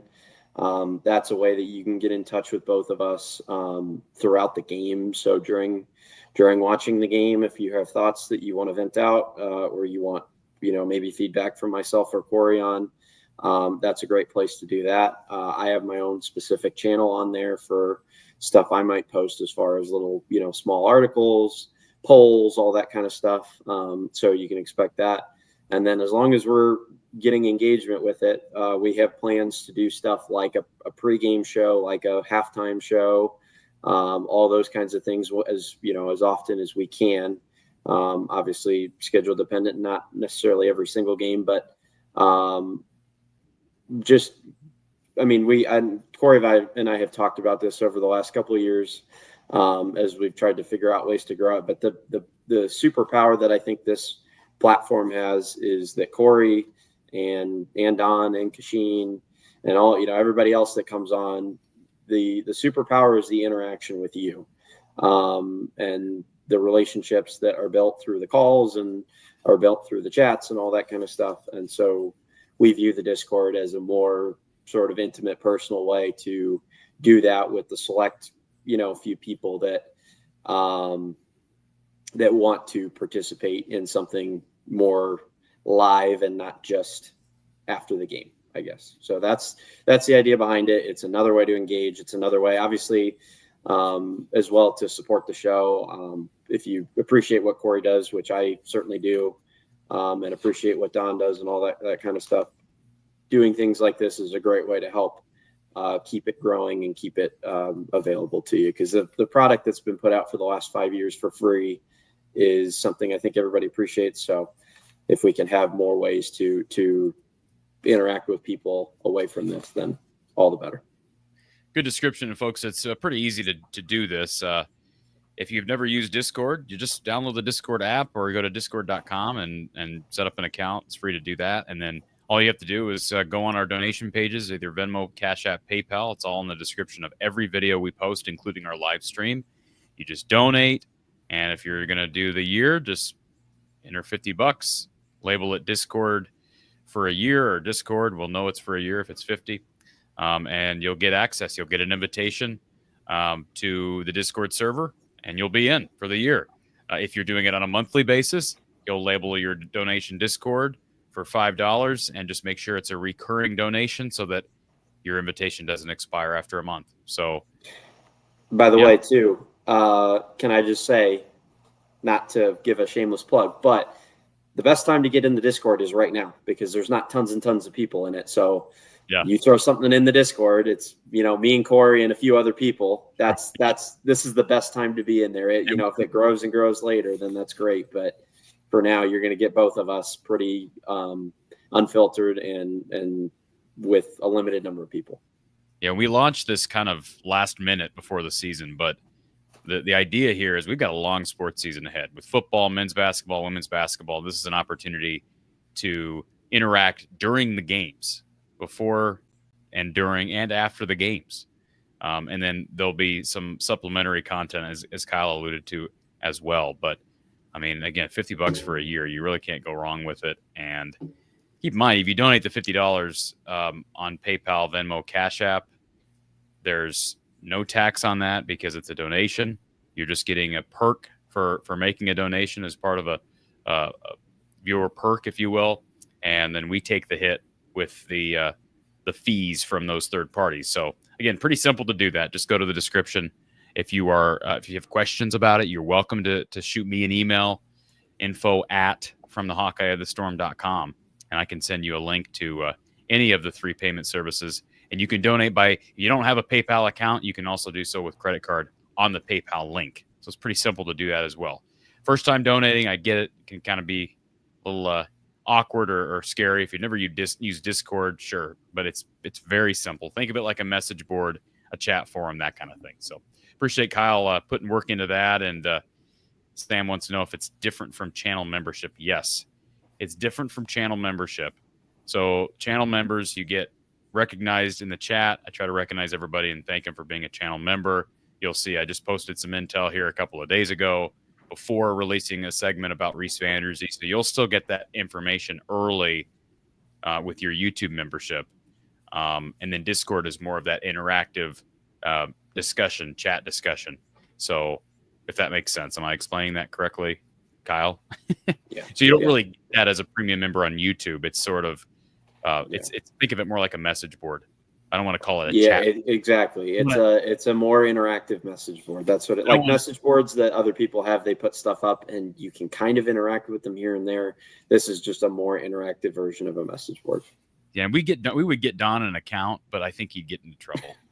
I could see you getting into trouble. You know, I don't want to say it, but I could see Don accidentally starting a live stream in his kitchen at like 10 p.m. in the evening after a game, or 6 o'clock in the morning. He'd be getting. I know what he'd be getting. He'd be getting those little pecan tarts, or or you'd be eating those little cookies. The cookies famous Amos cookies. That's what you'd be doing. So, how will you decide which platform to use post game? She's asking because I suggested doing pregame and during the game. We will still be on YouTube after the game. That is not going to change. But possibly pregame or halftime, or we've even talked about doing extended post-game shows there, maybe doing the first hour and a half here and then doing a final 45 minutes over there. And we will still be here, but we may also be over there before the game. Yeah. And it may be an after party. If you will. Yeah, exactly. Right? Yeah. After parties. Maybe that's when Corey's sick of everybody and I have to Sure. I have to take the last 45 minutes. Lisa, thank you for reminding everybody to hit that like button before you sign off. Don't sign off yet because we're just wrapping this thing up, so we're not off the air yet. But be sure you hit the like button and subscribe if you're not already subscribed. We still have over 300 people watching. James says the last time Iowa State was favored over Iowa was 2000. Is that true? There's no way that's true. They had to have been favored in 21. They were in 21. They were definitely favored. It was like 2.5, 3.5 points. Now I could see that. That's got to be the highest. I mean, I can't imagine there's been a time since then where Iowa State was favored by 10 or more. I don't think, Don, there's been a time. I said earlier in the show, I think Iowa State will be 6-point favorites this week.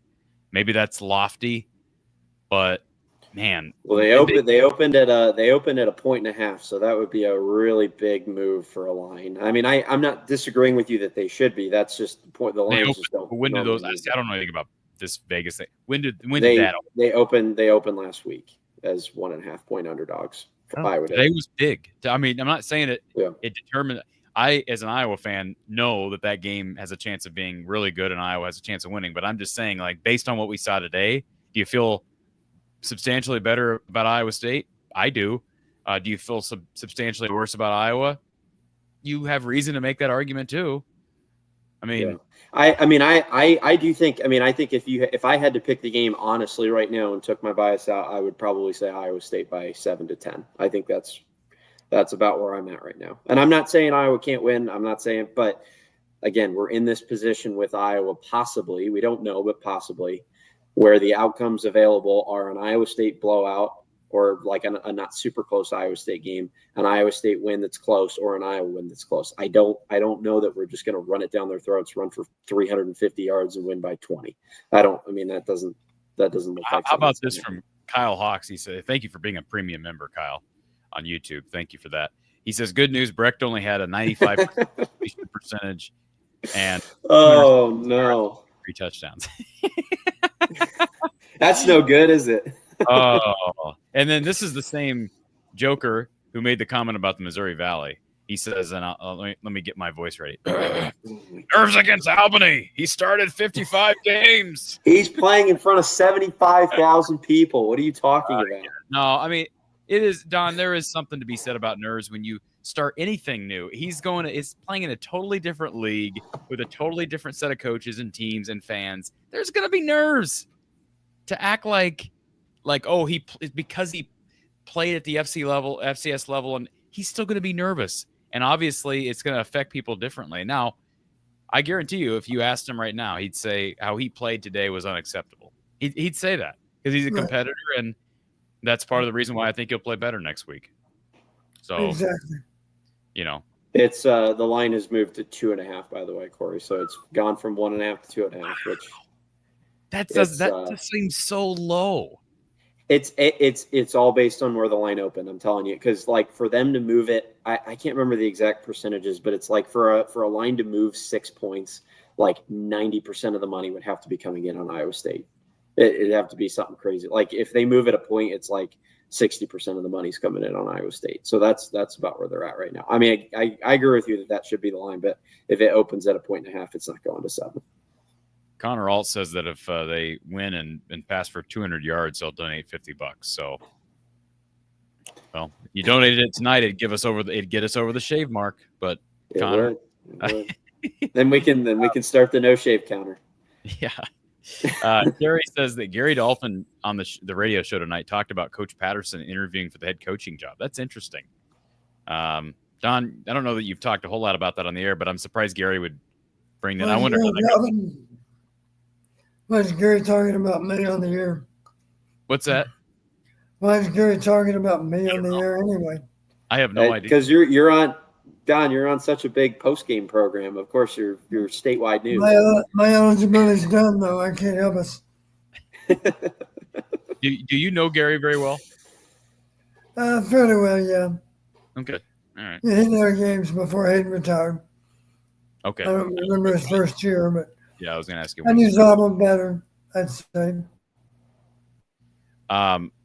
Michael Allen says, "Why did they only have Brown throw the ball once in an entire quarter?" Well, that's a great question. We especially when the game was already in. By the way. He wants you to take it, Kyle. The thing that made no sense to me was they were already up 20 plus at that point. Like I understand if they're up 10 or up 14, but like I don't know. Especially with Hank too, because like you got to imagine Kirk knows that Mark is only dealing with cramps, so Hank's not even going to play next week. So why not let the kid have some rep and try? I don't know. It just that didn't make. I mean, I kind of understand covering up the ball whenever Mark was in, but once Hank went in, it's like, come on, just let it go. Jake says, "Please note that TJ Hall was picked on this game, and that is the most concerning part. Mark will be fine, but this is concerning." Yeah. He does bring up how Rosemer took a little bit of time to settle into Minnesota last year. And, of course, he was from New Hampshire. He had a great year for Minnesota. So, fair point. Josh says, was Gronowski slow and jittery in making his reads, or were the receivers unable to create separation? I thought it was the opposite. I thought he was fast and jittery. I thought he was going through reads very, very quickly. He didn't sit on a receiver for very long at all when he was looking at him. Although in the second half, I thought he sat on a couple, but it was hard to. He did, but early in the game, he did. Like first half, he did not. Yeah, he wasn't sitting on people in the first half. All right, let's go to our final caller of the day, and then we're going to wrap this thing up with a couple of sponsor plugs. We got Corey here. We got Corey. How you doing, buddy? You're driving. You better be safe now. Yeah, we're driving just short of Chicago, and then we'll drive the rest of the way back to Michigan tomorrow morning. I brought my son with, he's turning 13, so we sat there down on the north corner end zone seats, kind of on the north end there, next to Preston Reese's family was sitting in front of us. Okay, they had to be excited because he made a great play on a punt today. Oh yeah, when he ran down there and he grabbed that guy and hip tossed him, and then he had another play too. But it was cool. There's like 5 of them, and they all got pulling their cell phones out and recording when when it's his time to be out on the field. And also Max Llewellyn's uncle was sitting in front of us as well. But yeah, it was, to me, Gronowski was quick, like Kyle said, in his reading his progressions. Sorry, I lost my voice, but I always do. But Gronowski was quick making his reads. He almost felt hurried up, it seemed like. And then, but to me, I felt like the receivers were not getting open in a timely manner. Yeah, when it was too late and he already looked past them and he's on to the next receiver, yeah, then they'd spring open. But for the most part, that's my biggest concern. I mean, and I'll watch it. I'll watch the replay and I might change my mind. But initially, I'm concerned that here we are again. Our receivers can't get open. That to me is very concerning. I'm not worried. I think the stage was big for Mark. I think that he was. He looked a little stage shocked or whatever. The lights were pretty bright. He'll get used to that, but I'm not worried about that. But I am worried about our receivers, and I don't know if it's route trees. I don't know if it's just the skill set of the receivers and the speed and the types of, are they rounding their routes off? Are they not cutting? I don't know. I'd have to look at the film and a replay. But that to me is very concerning. I was really frustrated in the first half with, it didn't matter. TJ Hall, Deshaun Lee, even Lutmer playing really soft coverage, giving them 4 yards. And then, but in the second half, they all tightened it up. Now, Lutmer when they scored, he had to play a little bit of catch up. But, to me, all these DBs, the thing that I'm concerned with is we don't hand fight very good. We can get in pretty good position, but the receivers catch the ball and score with us right on their tails, but we're not getting our hands in there to really, make elite plays like, whoever whether it's Desmond King or obviously Cooper DeJean or any of these elite players. We don't hand fight well. And I think that's our weak spot. But yeah, that's my take is that I expect if Iowa doesn't gain significant ground this week, I fully expect them to lose by 8 to 10 points to Iowa State. I'm not seeing it. And they got too much ground to gain to make up on their passing game. It's just not timed. They're not getting open. And yeah, Mark's a little bit rusty too. Okay. Well, Kyle saw it differently. Kyle saw open receivers.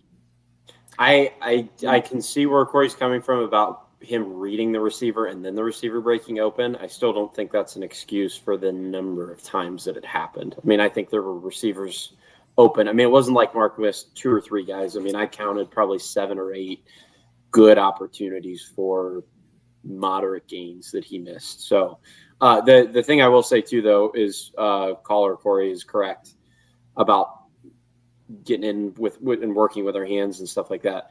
They did not sniff a turnover today. It wasn't like they just didn't get one. They didn't sniff one today. There was not a single play that I can really remember where we got excited about a possible interception or. Well, that's not totally true, but go on. What was the? Well, I thought Aaron Graves knocked that ball out. I did too. But they ruled that forward progress. So they ruled what forward progress? Are we talking about the sack that the quarterback stepped forward and then got knocked back and then had the ball ripped out? They ruled that forward progress. No, I'm talking about. Let's see. Quarterback spun out of a sack and right into Aaron Graves. Okay. I don't remember that one, but okay. Well, anyways, in terms of interceptions, anyways, can we agree there were no close interceptions? Yes, I agree. Yeah. So, but yeah, it'll be something to keep an eye on with the receivers. I don't think it's going to be a concern for the whole year. I think, I'd like to see it on the TV too, but I think they'll be able to get open at some point. And in that stadium today, there was really not any huge play that really gave the fans something to really explode over, except for when Sam Phillips took that. Yeah. Oh, that was fun. That was the biggest crowd pop of the day, was that Sam Phillips return. Yeah, and half the fans were already gone by that time. And even then, that was still the loudest point in the stadium of the day.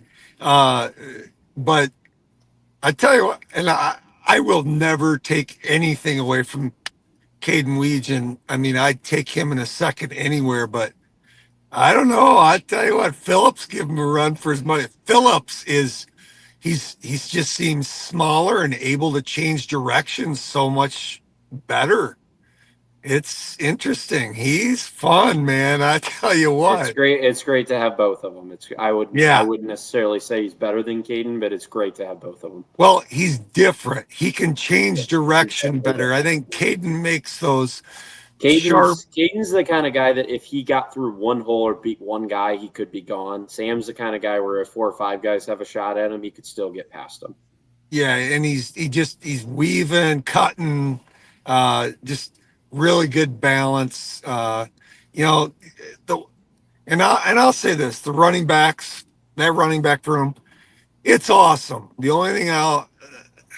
only concern, and it's not a concern, it's just, we got spoiled with Caleb Johnson, and I don't know if, who's the guy that's going to bust them for 6 points all the time. Like, I think we were spoiled. Yeah. But they have a great mix of runners, though. They have a great mix of 4 or 5 different runners. They're going to have to be able to create big plays through the air at some point, as I've said several times. They're just going to have to. And who's going to catch that? When teams are over pursuing and they're blitzing and they're doing this and that, who's going to be the guy catching the screen pass like an Akram Wadley that's a game changer? Is it TJ Washington? I think Terrell Washington has a chance to be that guy, and I think Nate McNeil, as he burned a red shirt today, or I'm sorry, he didn't burn a red shirt.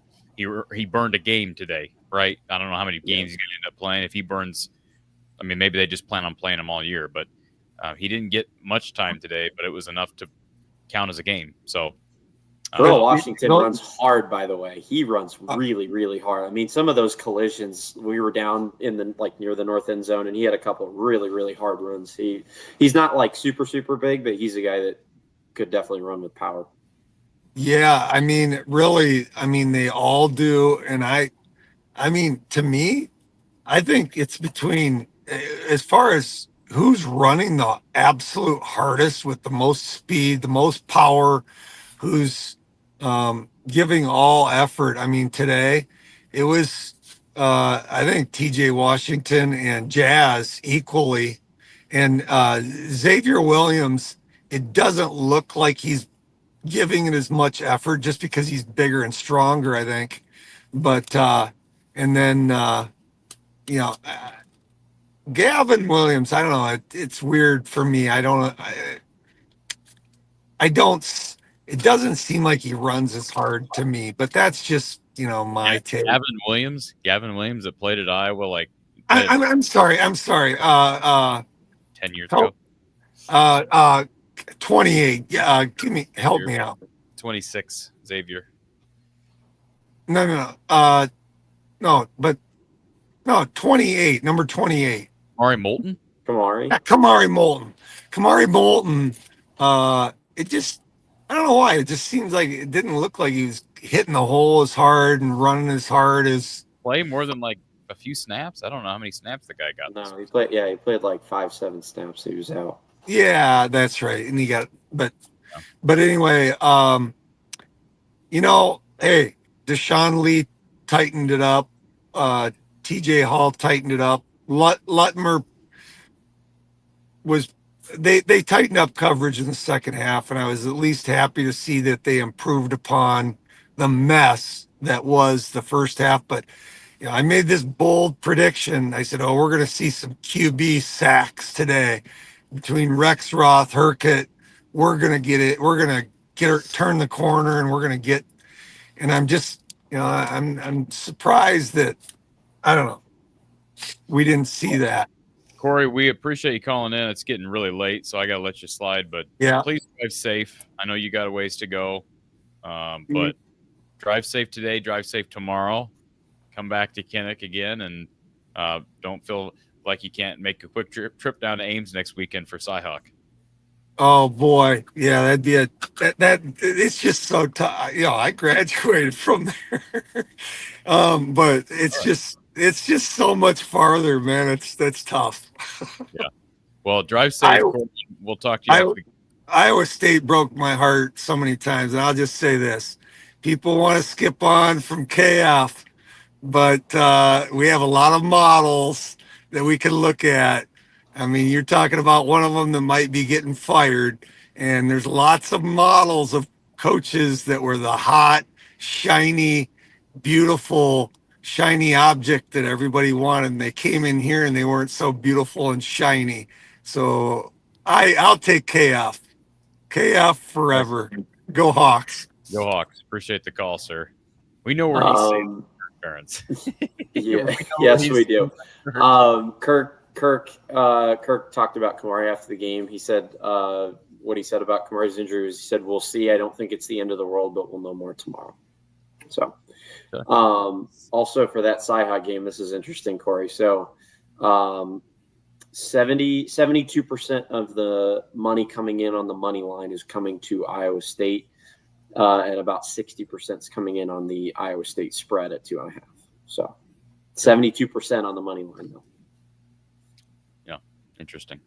Well, Don, maybe we can talk about this at some point this week. It's getting to the point where this show has ran its course. So let's talk about Iowa State in the next couple of days. How does that sound? You know, if we have maybe a 10, 15-minute segment. But, of course, Iowa defeating Albany tonight 34-7 behind 44 pass yards from Mark Gronowski on 15 pass attempts.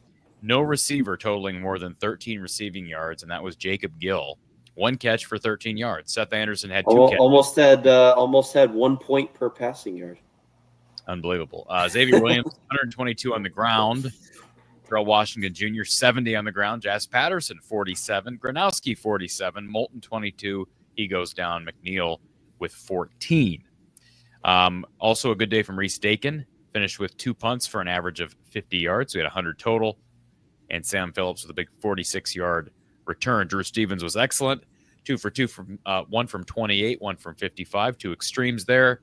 The Hawks will try to improve that passing game and build on what was a really solid rush game today, a ground game against the Hawks. I know when it's time, against the Great Danes of Albany. So, all right, Don. One final plug. Let's give a plug to the official craft brewery of the Hawkeyes, and they are the official watch party headquarters of the Hawks. So if you can't make it to Cy-Hawk next week, so many locations where you can watch the game. Big Grove locations in Iowa City, Solon, Des Moines. I was in Des Moines and had their Euro. It's delicious. Had it with an Easy Eddie. Very easy eat. No play on words and no pun intended there. But check it out down in Des Moines, and new location opening up in Omaha very soon. Visit biggrove.com to check out all the locations. Big Grove Brewery, the official watch party headquarters of the Hawkeyes. And folks, if you have not already done so, be sure you check out rtithreads.com. Their NIL division is locked and loaded with all these athletes: Jacob Gill, Aaron Graves, Zach Lutmer, Carson Shire. And we got a golfer on our show. His name is Kyle Spence. He's going to like this option I'm going to slide down to. Here are all the different types of apparel you can buy with all of these custom player logos available in different colors, different varieties. But check out this hat right here. Get it in the white variety. It's a perfect golf hat. This would look perfect on Rory McIlroy. Let's see. Tiger would look pretty good. Do you think Rory's a Hawk fan? Say that again. Rory? you think Rory's a Hawk fan? I don't think so. All right. Let me actually share my screen. I don't think Rory's probably rooting for the Hawks at his off time. So here's the official RTI website, and this is the Zach Lutmer logo right here. But you can switch up between black and white. But here are all the. I didn't realize I didn't have my screen actually displayed here. So here are all the different types of merchandise available. You can get polos, you can get T-shirts, you can get hats, you can get mugs, all kinds of different gear. Go to the other page as well, and then I'll show you the homepage for rtithreads.com. So you can get with the number 6 or just the Zach Lutmer custom logo. This is his official logo, folks. You can get prepared for winter with his stocking cap. So here is the RTI Threads NIL division. And they're working again with Aaron Graves, with Lutmer, with Jacob Gill, with Carson Shire. You can browse the selection right here, rtithreads.com/NIL. So we appreciate RTI Threads for being with us. Not advertising for Josh Dix's RTI anymore. I saw you scroll down and scroll back up. Josh Dix and Owen Freeman are playing basketball over at Creighton this year. So they are indeed. Don't buy their stuff anymore. Don't buy it. Yeah. You can buy it. Hey, I'm sure there's Hawkeye fans that are Creighton fans and Hawkeye fans. So I'm sure there's some out there. But Don, appreciate you being here. Iowa got the win. That's all that matters, right? There will be better days. And Cy-Hawk, big one. This is a big one. This is kind of laying down the mark for the rest of the season, I think. It just sets the tone in some ways. So we'll talk more about that. We appreciate you taking the last 2.5 hours or however long it's been since you started on here earlier tonight. My brain's I checked in at 9:22 because 1 hour would have been 9:26. Left the stadium at 8:26 and was waiting to come out at 9:22. And I think you got me in almost exactly an hour after the game ended. Which means you've been on here 3 hours. 3 hours. You need to get up because blood clots are a real possibility. Really? Get up and move, Don. Get up and move. In front of a laptop for 3 hours. All right, folks. For Coach Don Patterson, I'm Corey Braddock, Kyle Spence, and all of our great sponsors. We appreciate you. We will be back. I'll be back tomorrow with more content over on the channel. My preview for the Cy-Hawk game. We'll have a segment with Coach Patterson, my score prediction, all that coming. We don't stop. The Hawks are 1-0. We'll talk to you next week. Iowa Postgame with Coach Don Patterson right here from the Hawkeye of the Storm. Have a great night.